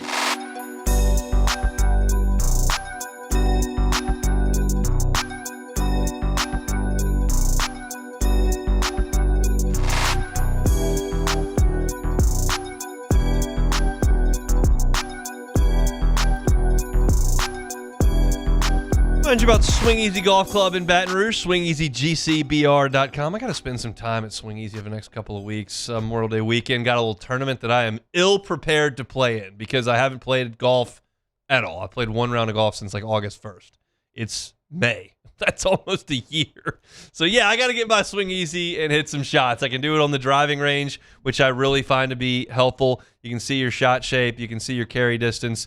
You can see your spin. You can also see where you impact the golf ball with your club face. It's really helpful. And then you can just have some fun. Go out there and turn Pebble Beach on. Cypress Point's a fun hole to play. Test yourself on the island green at TPC. Sawgrass, always enjoyable. You can do it by yourself, like I'm probably going to do here over the next couple of weeks, or you can do it with friends. They got great seating area. You can crank some tunes in there, grab some cold drinks, watch the TV, and have some fun competing or just having fun hanging out. It's Swing Easy Golf Club. They're on Segan at Perkins. SwingEasyGCBR.com is the website. SwingEasyGCBR.com. All right, we just did a ESPN list.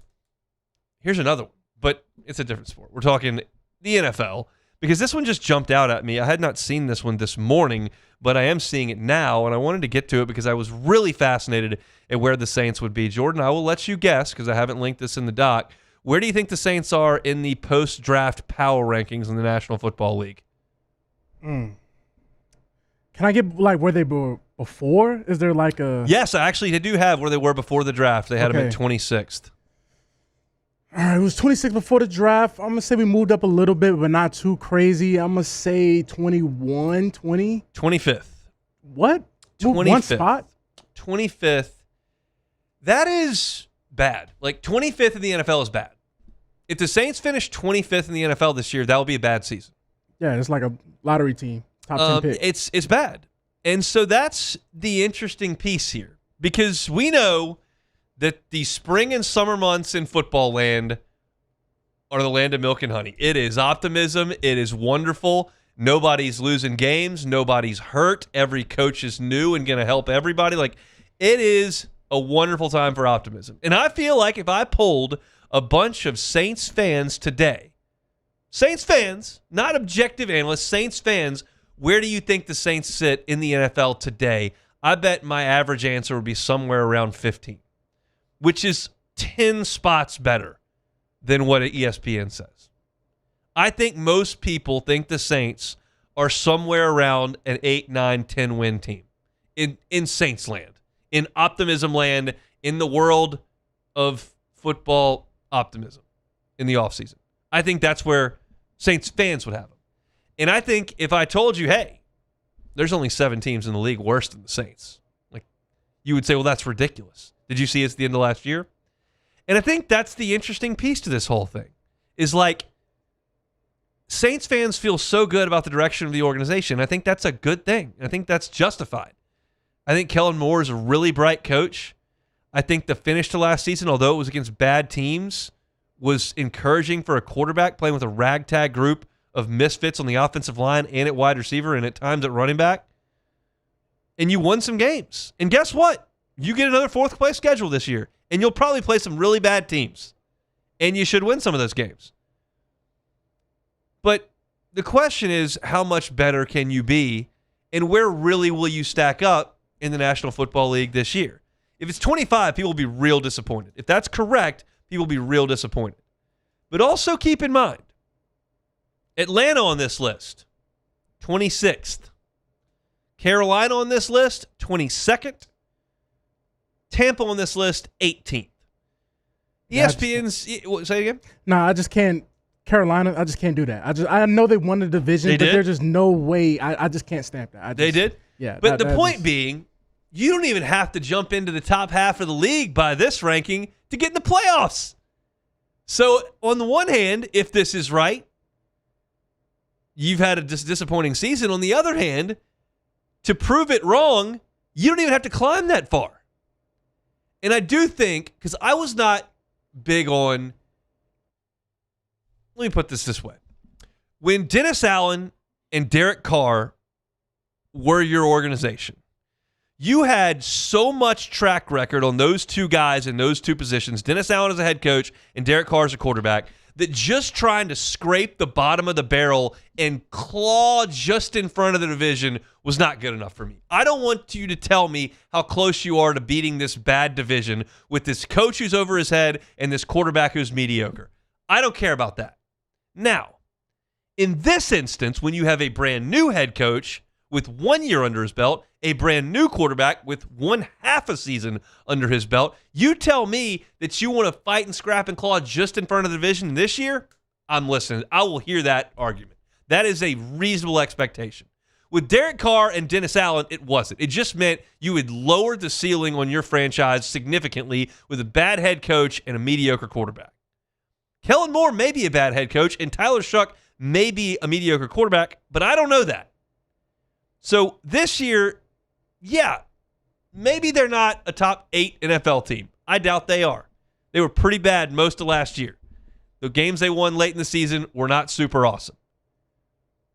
But it's a building block, and this needs to be a building block. So if you tell me that this is just about right, that Atlanta's one of the 7 worst teams in the league, and that Carolina's one of the worst 10 teams in the league, and that Tampa's the cream of the crop, and they're not even in the top half of the league, and that's what you're trying to beat with, oh, by the way, a schedule that's theoretically less difficult than any of those 3 because of where you finished last year in the division because you lost the last game of the season, well, all of a sudden, I'm okay with that. If it means that you win 9 games and you're 17th in the league in terms of your performance, that's a step in the right direction because you were in these lists last August, the Saints were universally bottom 4.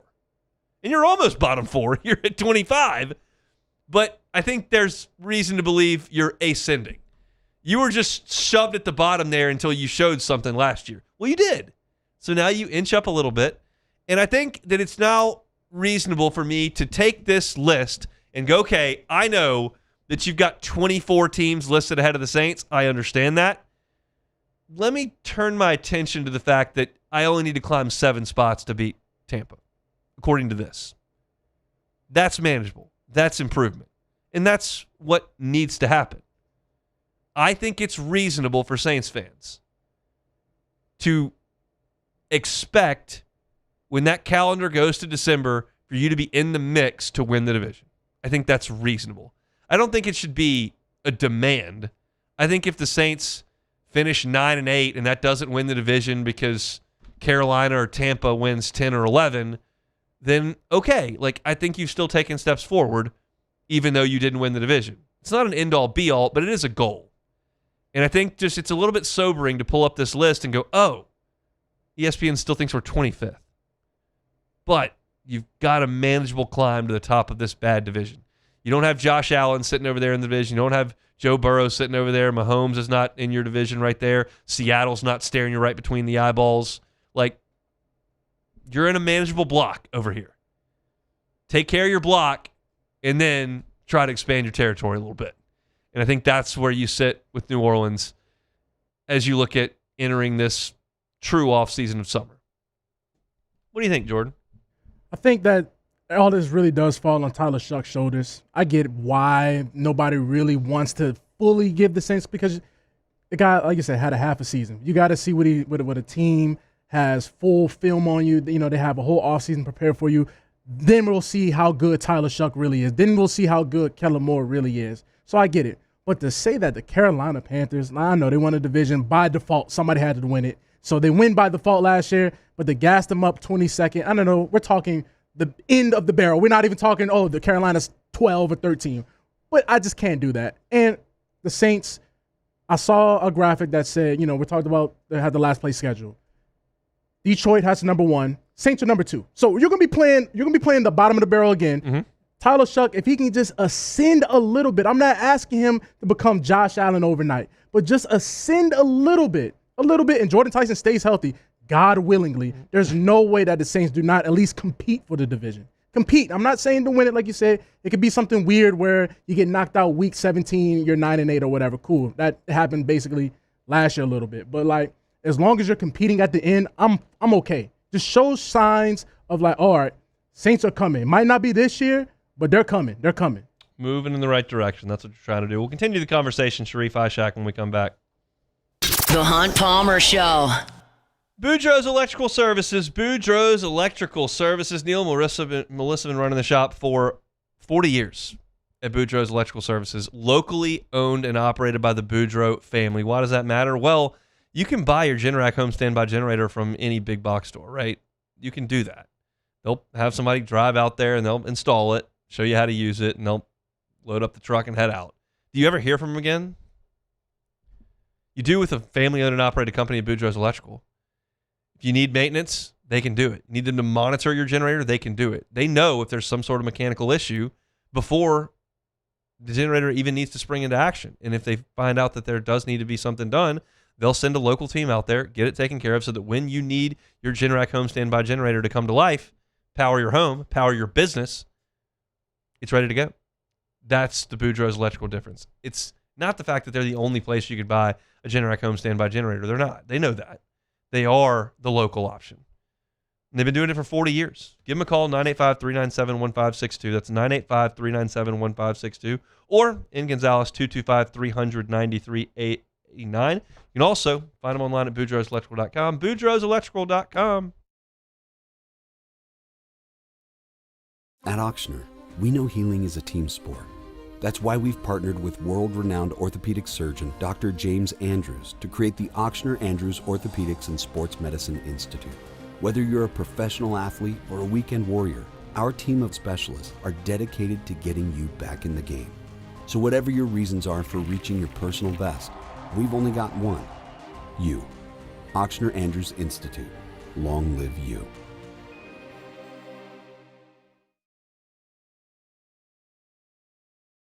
As a business owner, you're always focused on how you can improve the bottom line. Well, when was the last time you shopped your insurance coverage? Insurance Network of Louisiana can help.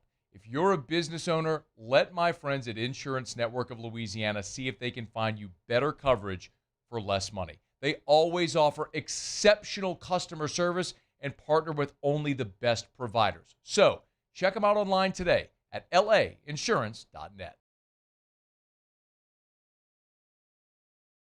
Man, age is just a number. Don't let it dictate how you feel. Goodwood Men's Sexual Wellness has anti-aging services that can help you look and feel your best. Visit yourgoodwood.com and discover a renewed sense of vitality. I'm Gabrielle McLeod on behalf of the Louisiana Propane Dealers. I have spent hundreds of hours preparing for scholarship competitions. That preparation paid off when I won the Fitness and Talent Awards along with the title of Miss Louisiana. The Louisiana Propane Dealers are also pretty talented and want you to be prepared for when the power goes out. Visit louisianapropane.com to find out about propane generators and other safety tips. Louisiana Propane, it truly is the fuel for our future.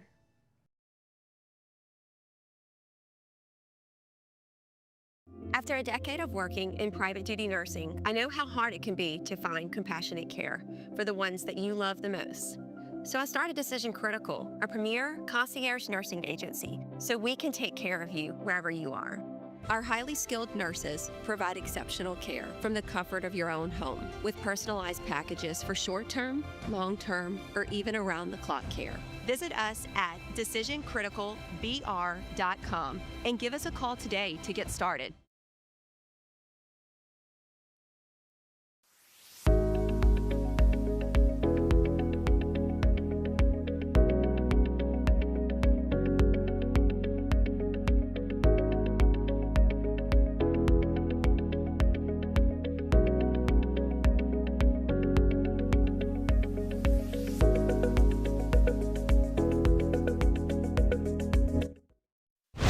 You're listening to The Hunt Palmer Show on 104.5 ESPN, Baton Rouge.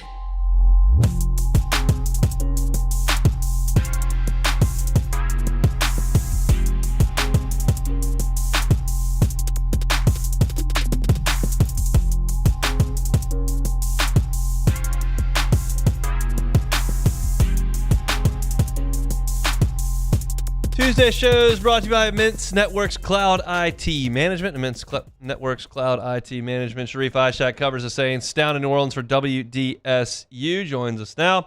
Sharif, how are we doing? Are we back in baseball? No. Oh, okay. I'm doing well, Ben. Okay, good. Can't give you too much credit for beating South Carolina. Very, very bad team. They're on life support. They're alive. No one's pulled the plug yet, but somebody's got their hand on it, and they're in red and black in Athens currently. So that's where we stand in baseball. Thank you for the honesty. I'll take that. Okay. All right, let's talk about the Saints. Now that they have essentially done their new roster acquisitions, there are certainly moves that can be made post-draft. Cam Jordan is still out there. But how do you feel the Saints stack up with the NFC South? We just had that discussion. And ESPN ranks all the NFC South teams in the bottom half of the NFL, has Atlanta right behind the Saints, Carolina right in front of them, and Tampa up at 18. How do you feel about the Saints' ability to compete with that division? I personally still don't understand why the Tampa Bay Buccaneers are ranked as the highest team in the division. I mean, they lost probably their best weapon on the entire team to San Francisco. So if any team is the best team in the division, it's probably Carolina right now, because they won the division last year, and they did it in a fashion to where they're trending in the right direction. And I would say the same thing about the Saints. And I understand people want to say, well, they played this team and that team to close out the season, but I like what they added during the offseason. The draft, they got everything for Tyler Shuck that he needed, and then I really do like the Martin Emerson signing for the Saints. So, and even Anthony Jennings. I still don't think they're done yet, because I still think Cam Jordan returns, and I think it puts them in a good spot, Hunt. I just like the way the roster is built for, yes, a very weak NFC South that's going to give them a chance to win it this year. I'm not saying they're going to win it, but sitting at 7.5 in Vegas over under, I told you I'm sitting at 8 or 9 right now. But looking at this roster and being that they have the second easiest schedule in the NFL, I kind of like the way this roster stacks out whenever this season kicks off. I'll just ask it. Do you think they have the best roster in the NFC South? Ooh, it's a tough one to answer because while I do like what Tyler Shuck did, I'm going to need to see it how it looks in the very beginning of this season. I want to see if it picks up where they left off. Tough for me to answer right now. It really is a to be determined.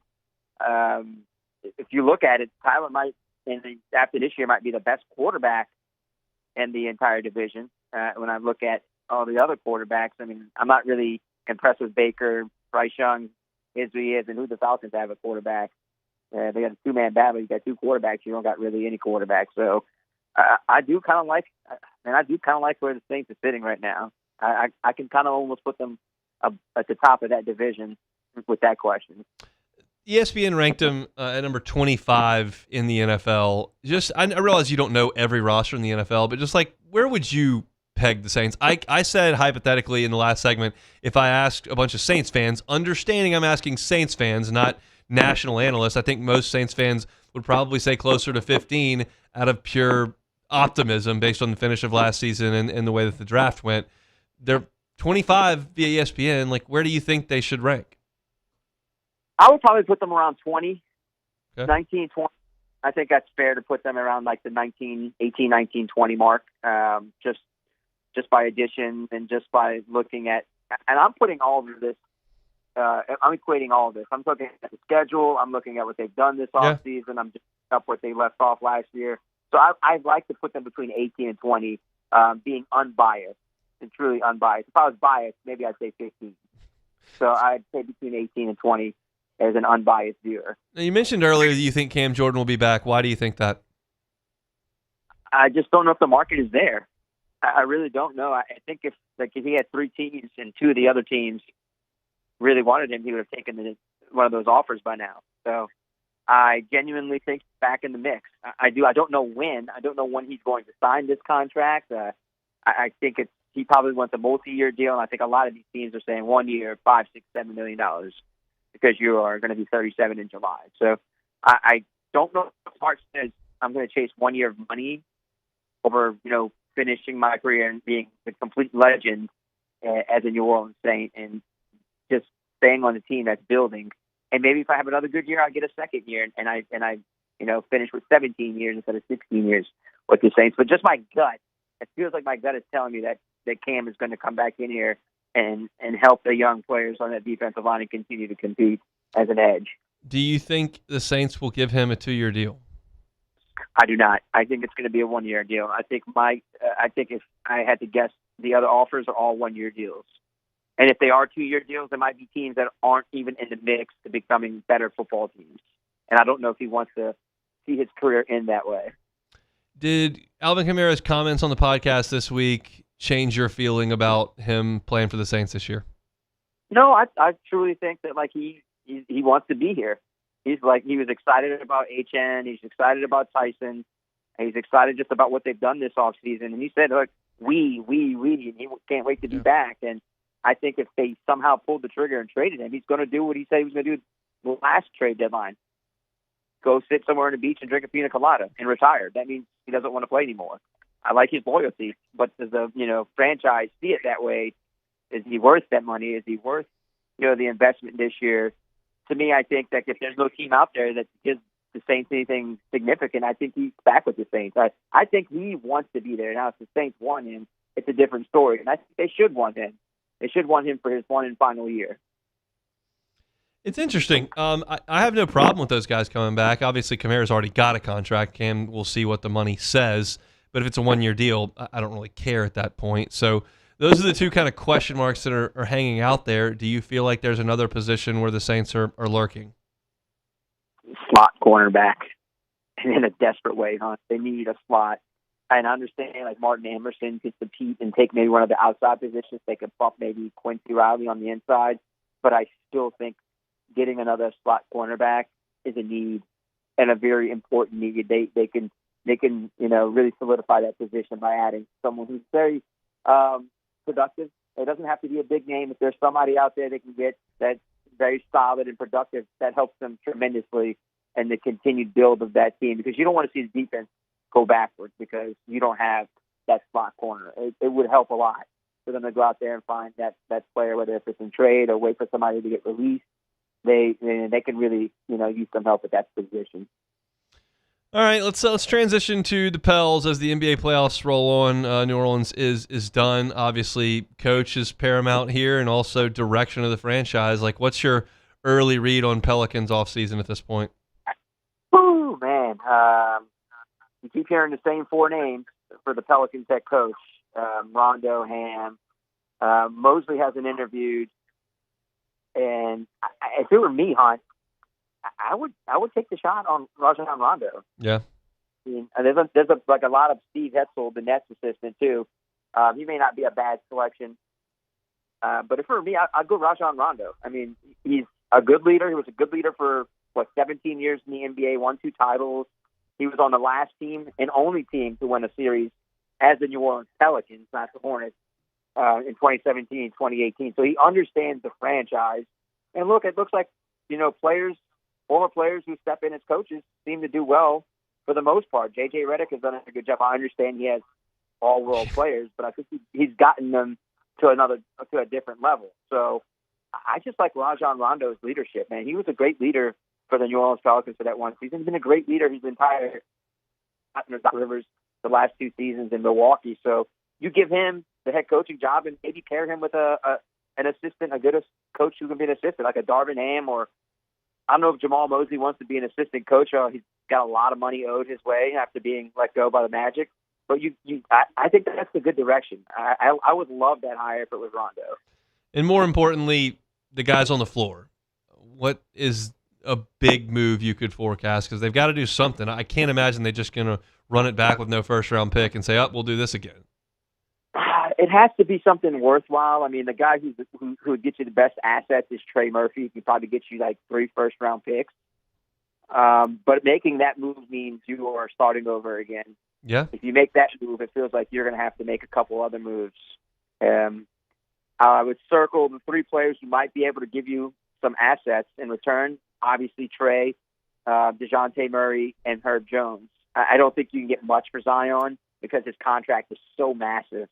We're talking about a $41 million contract. He can maybe get you like a late first-round pick, and you'd have to take a salary dump on the back end of it. But I would circle the 3. Those main 3 players are the ones who can get you an asset. But if you give it a Trey, you're already moving this program and this franchise into a different direction.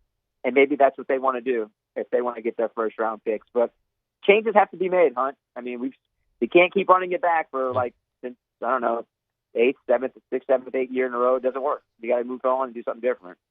Appreciate it, Sharif. We'll talk next week. All right, Hunt. See you next Tuesday. Yeah, Sharif Ishak, WDSU down in New Orleans, covering the Saints and the Pels, our official New Orleans correspondent here on Tuesdays. We'll come back and close out the show next. The Hunt Palmer Show. Lifetime Roofing, LifetimeRoofingLA.com, LifetimeRoofingLA.com. Looking for financing? That's something you need to look into with a roof more often than not. They've got 0% financing up to 18 months. They can even finance a deductible as well if that's something you're looking into doing. One of the things that Lifetime Roofing is so proud they offer is that lifetime workmanship warranty that, of course, covers the workmanship, but it also covers the materials, which are backed by CertainTeed, one of the most trusted, one of the oldest names in building materials. Need a new roof now? Need a roof fortification before storm season truly arrives? Lifetime Roofing can give you a tune-up as well. That's not a new roof. That's just a reinforcement on that roof to make sure that your house is ready for storm season. Also want to remind y'all, this is new this year. Lifetime Roofing will do professional installation of gutters. They will do siding. They will do windows. Of course, they do roofs. So whatever it is on the outside of your house, you're looking for a new roof, Lifetime Roofing. Gutters, Lifetime Roofing. Siding, Lifetime Roofing. Windows, Lifetime Roofing as well. LifetimeRoofingLA.com is the website. LifetimeRoofingLA.com. Transform your living space with Lacoste & Young Remodeling and take your home from outdated to outstanding. Redefine your kitchen for the ultimate culinary experience, or elevate your daily routine with a spa-worthy bathroom retreat. Our skilled team brings 3D modeling to life to ensure your vision becomes a reality. We believe luxury should be accessible and offer tailored solutions to fit your budget without compromising quality. So contact us today for a free estimate. Lacoste & Young Remodeling, providing perfect solutions for your dream home.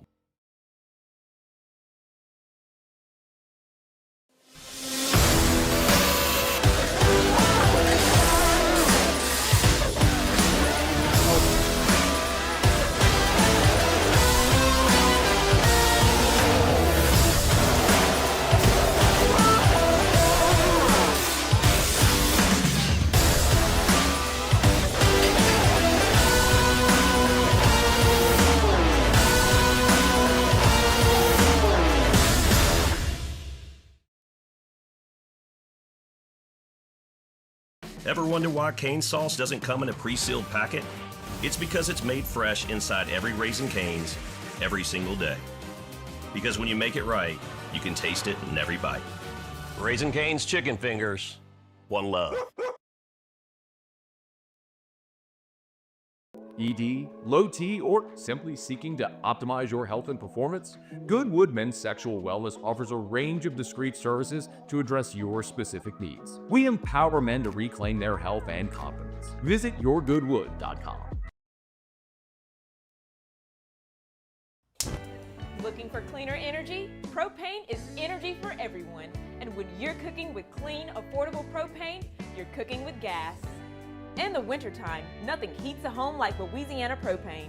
And when you need hot water, propane's got you covered. Oh, and you won't regret that propane generator when the power goes out. I'm Miss Louisiana, Gabrielle McLeod, and to find more information and to find a propane dealer near you, visit louisianapropane.com.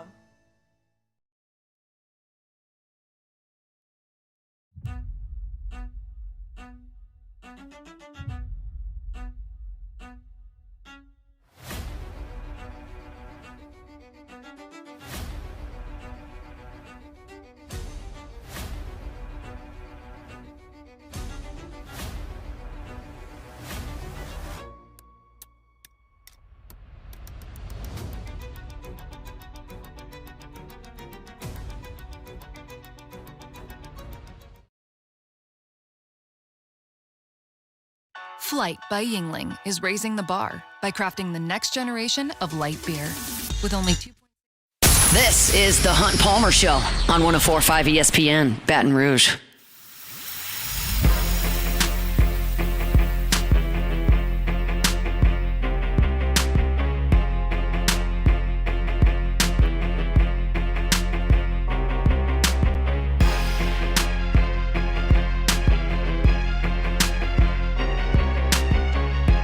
Tuesday shows every week brought to you by Immense Networks Cloud IT Management. Immense has been at it for 20 years. They're small enough to have a personal touch, but certainly big enough for big business as well. They help you with your IT 24 hours a day, 7 days a week, providing those custom solutions.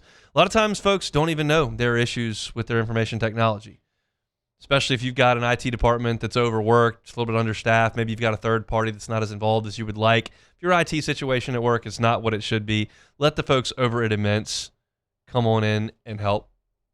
They're a proactive consultant that not only is there to help fix breaks, talking about frozen computers and whatnot. That's what a lot of people think about IT. It's much more than that. They can actually help you use information technology to better your business. They've got experts in QuickBooks and Salesforce and other CRMs, but there's more than that. They can create custom solutions for you no matter what industry you're in. If you'd like to have a conversation with them and see how they can help you use technology to better do business, go find them at immense.net. It's Immense Networks Cloud IT Management. They're online at immense.net. Immense.net. They bring you our Tuesday shows each and every week. Let me give you this little thumbnail on LSU baseball. I haven't done it since the first segment of the show today, where I talked about LSU and Tulane, a rivalry that was really spicy about 25 years ago, not so much these days. But tonight's an important game for LSU. Don't need to take another setback in the midweek. Don't need to ding that RPI any further. You're going to be playing with fire anyway. Even if you get to the 13 wins, you're going to be playing with fire, so you don't want to get burned by Tulane here on a Tuesday.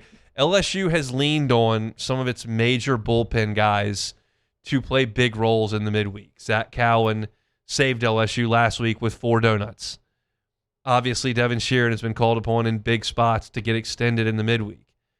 And that's just not something you want to do tonight. Zach Cowan's not available. He went 6 innings on Sunday. Devin Sheeran threw a significant amount on Saturday. He's not available for long stretches today. Grant Fontenot may not be either. Now, Fontenot and Sheeran may be able to give you 6 outs total. You need to close the game with those 2 guys. I think that's fine. But you can't overextend them because they're still resting from last weekend, and you need the entire stable of horses to be able to run in Athens. On Friday, you need your pitching staff to be prepared for anything.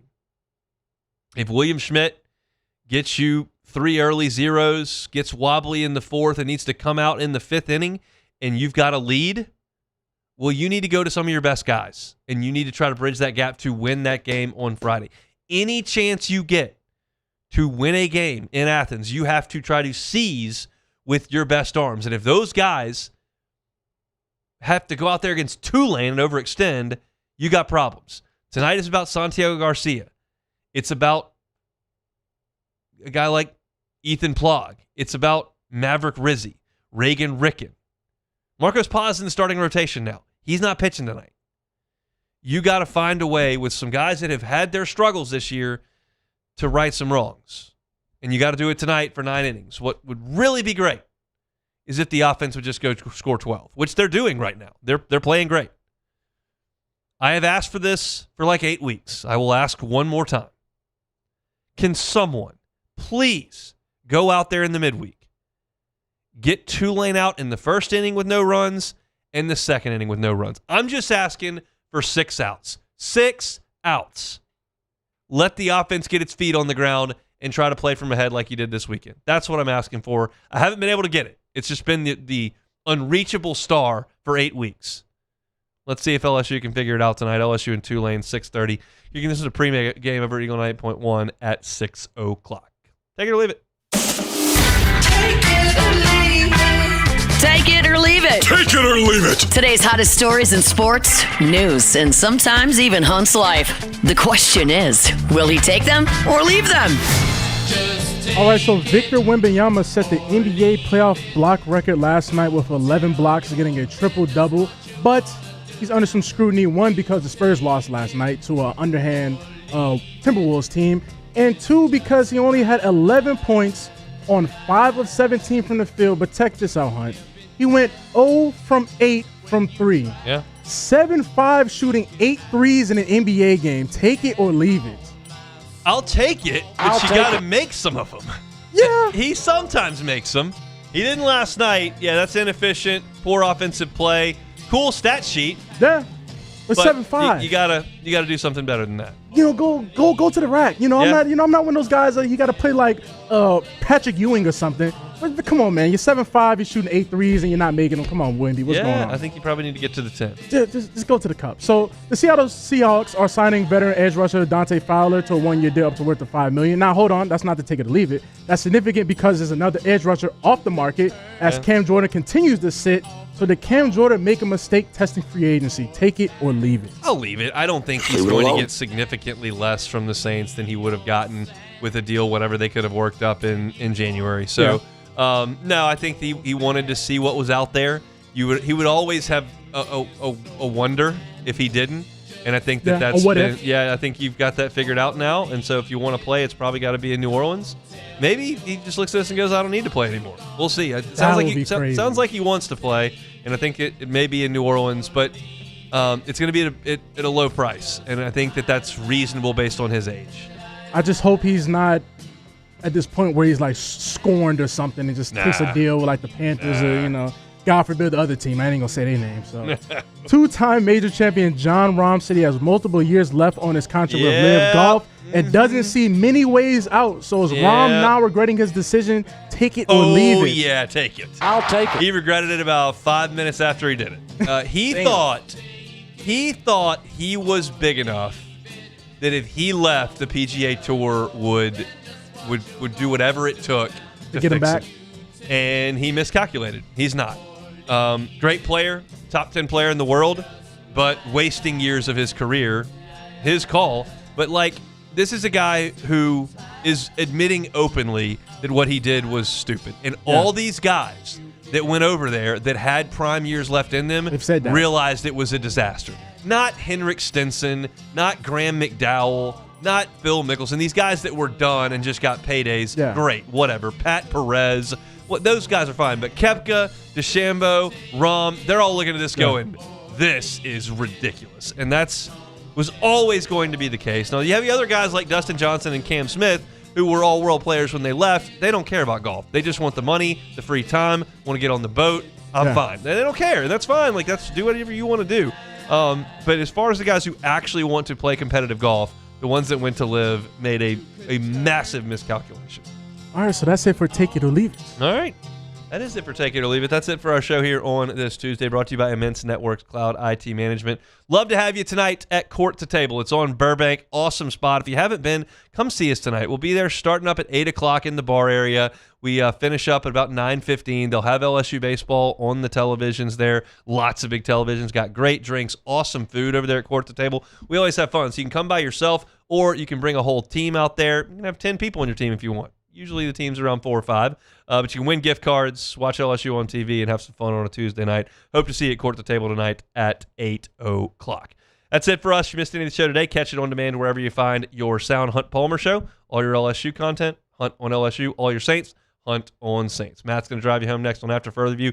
We're back tomorrow for a Wednesday edition. It's the Hunt Palmer Show.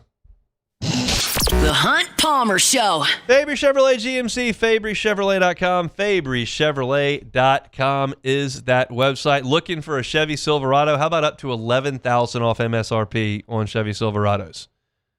Up to $11,000. Big savings. You're looking for a GMC Sierra? Up to $13,000 off MSRP or 0.0 APR financing. Incredible deals on trucks at Fabry Chevrolet GMC. You can see the inventory at FabryChevrolet.com or take the short drive up Highway 61 in St. Francisville and seal that difference for yourself. It's Fabry Chevrolet. It's a great buying experience, wonderful service after the sale. That's why the Fabry family's been at this for 35 years in Baton Rouge. Looking for an SUV for that new summer road trip that's about to come up after the kids get out of school? Fabry Chevrolet GMC has got you covered on that end as well. Yukons, Denali's, Suburbans, all there at Fabry Chevrolet GMC. Check out the entire inventory online at FabryChevrolet.com. It's Fabry Chevrolet, online at FabryChevrolet.com. When it comes to industrial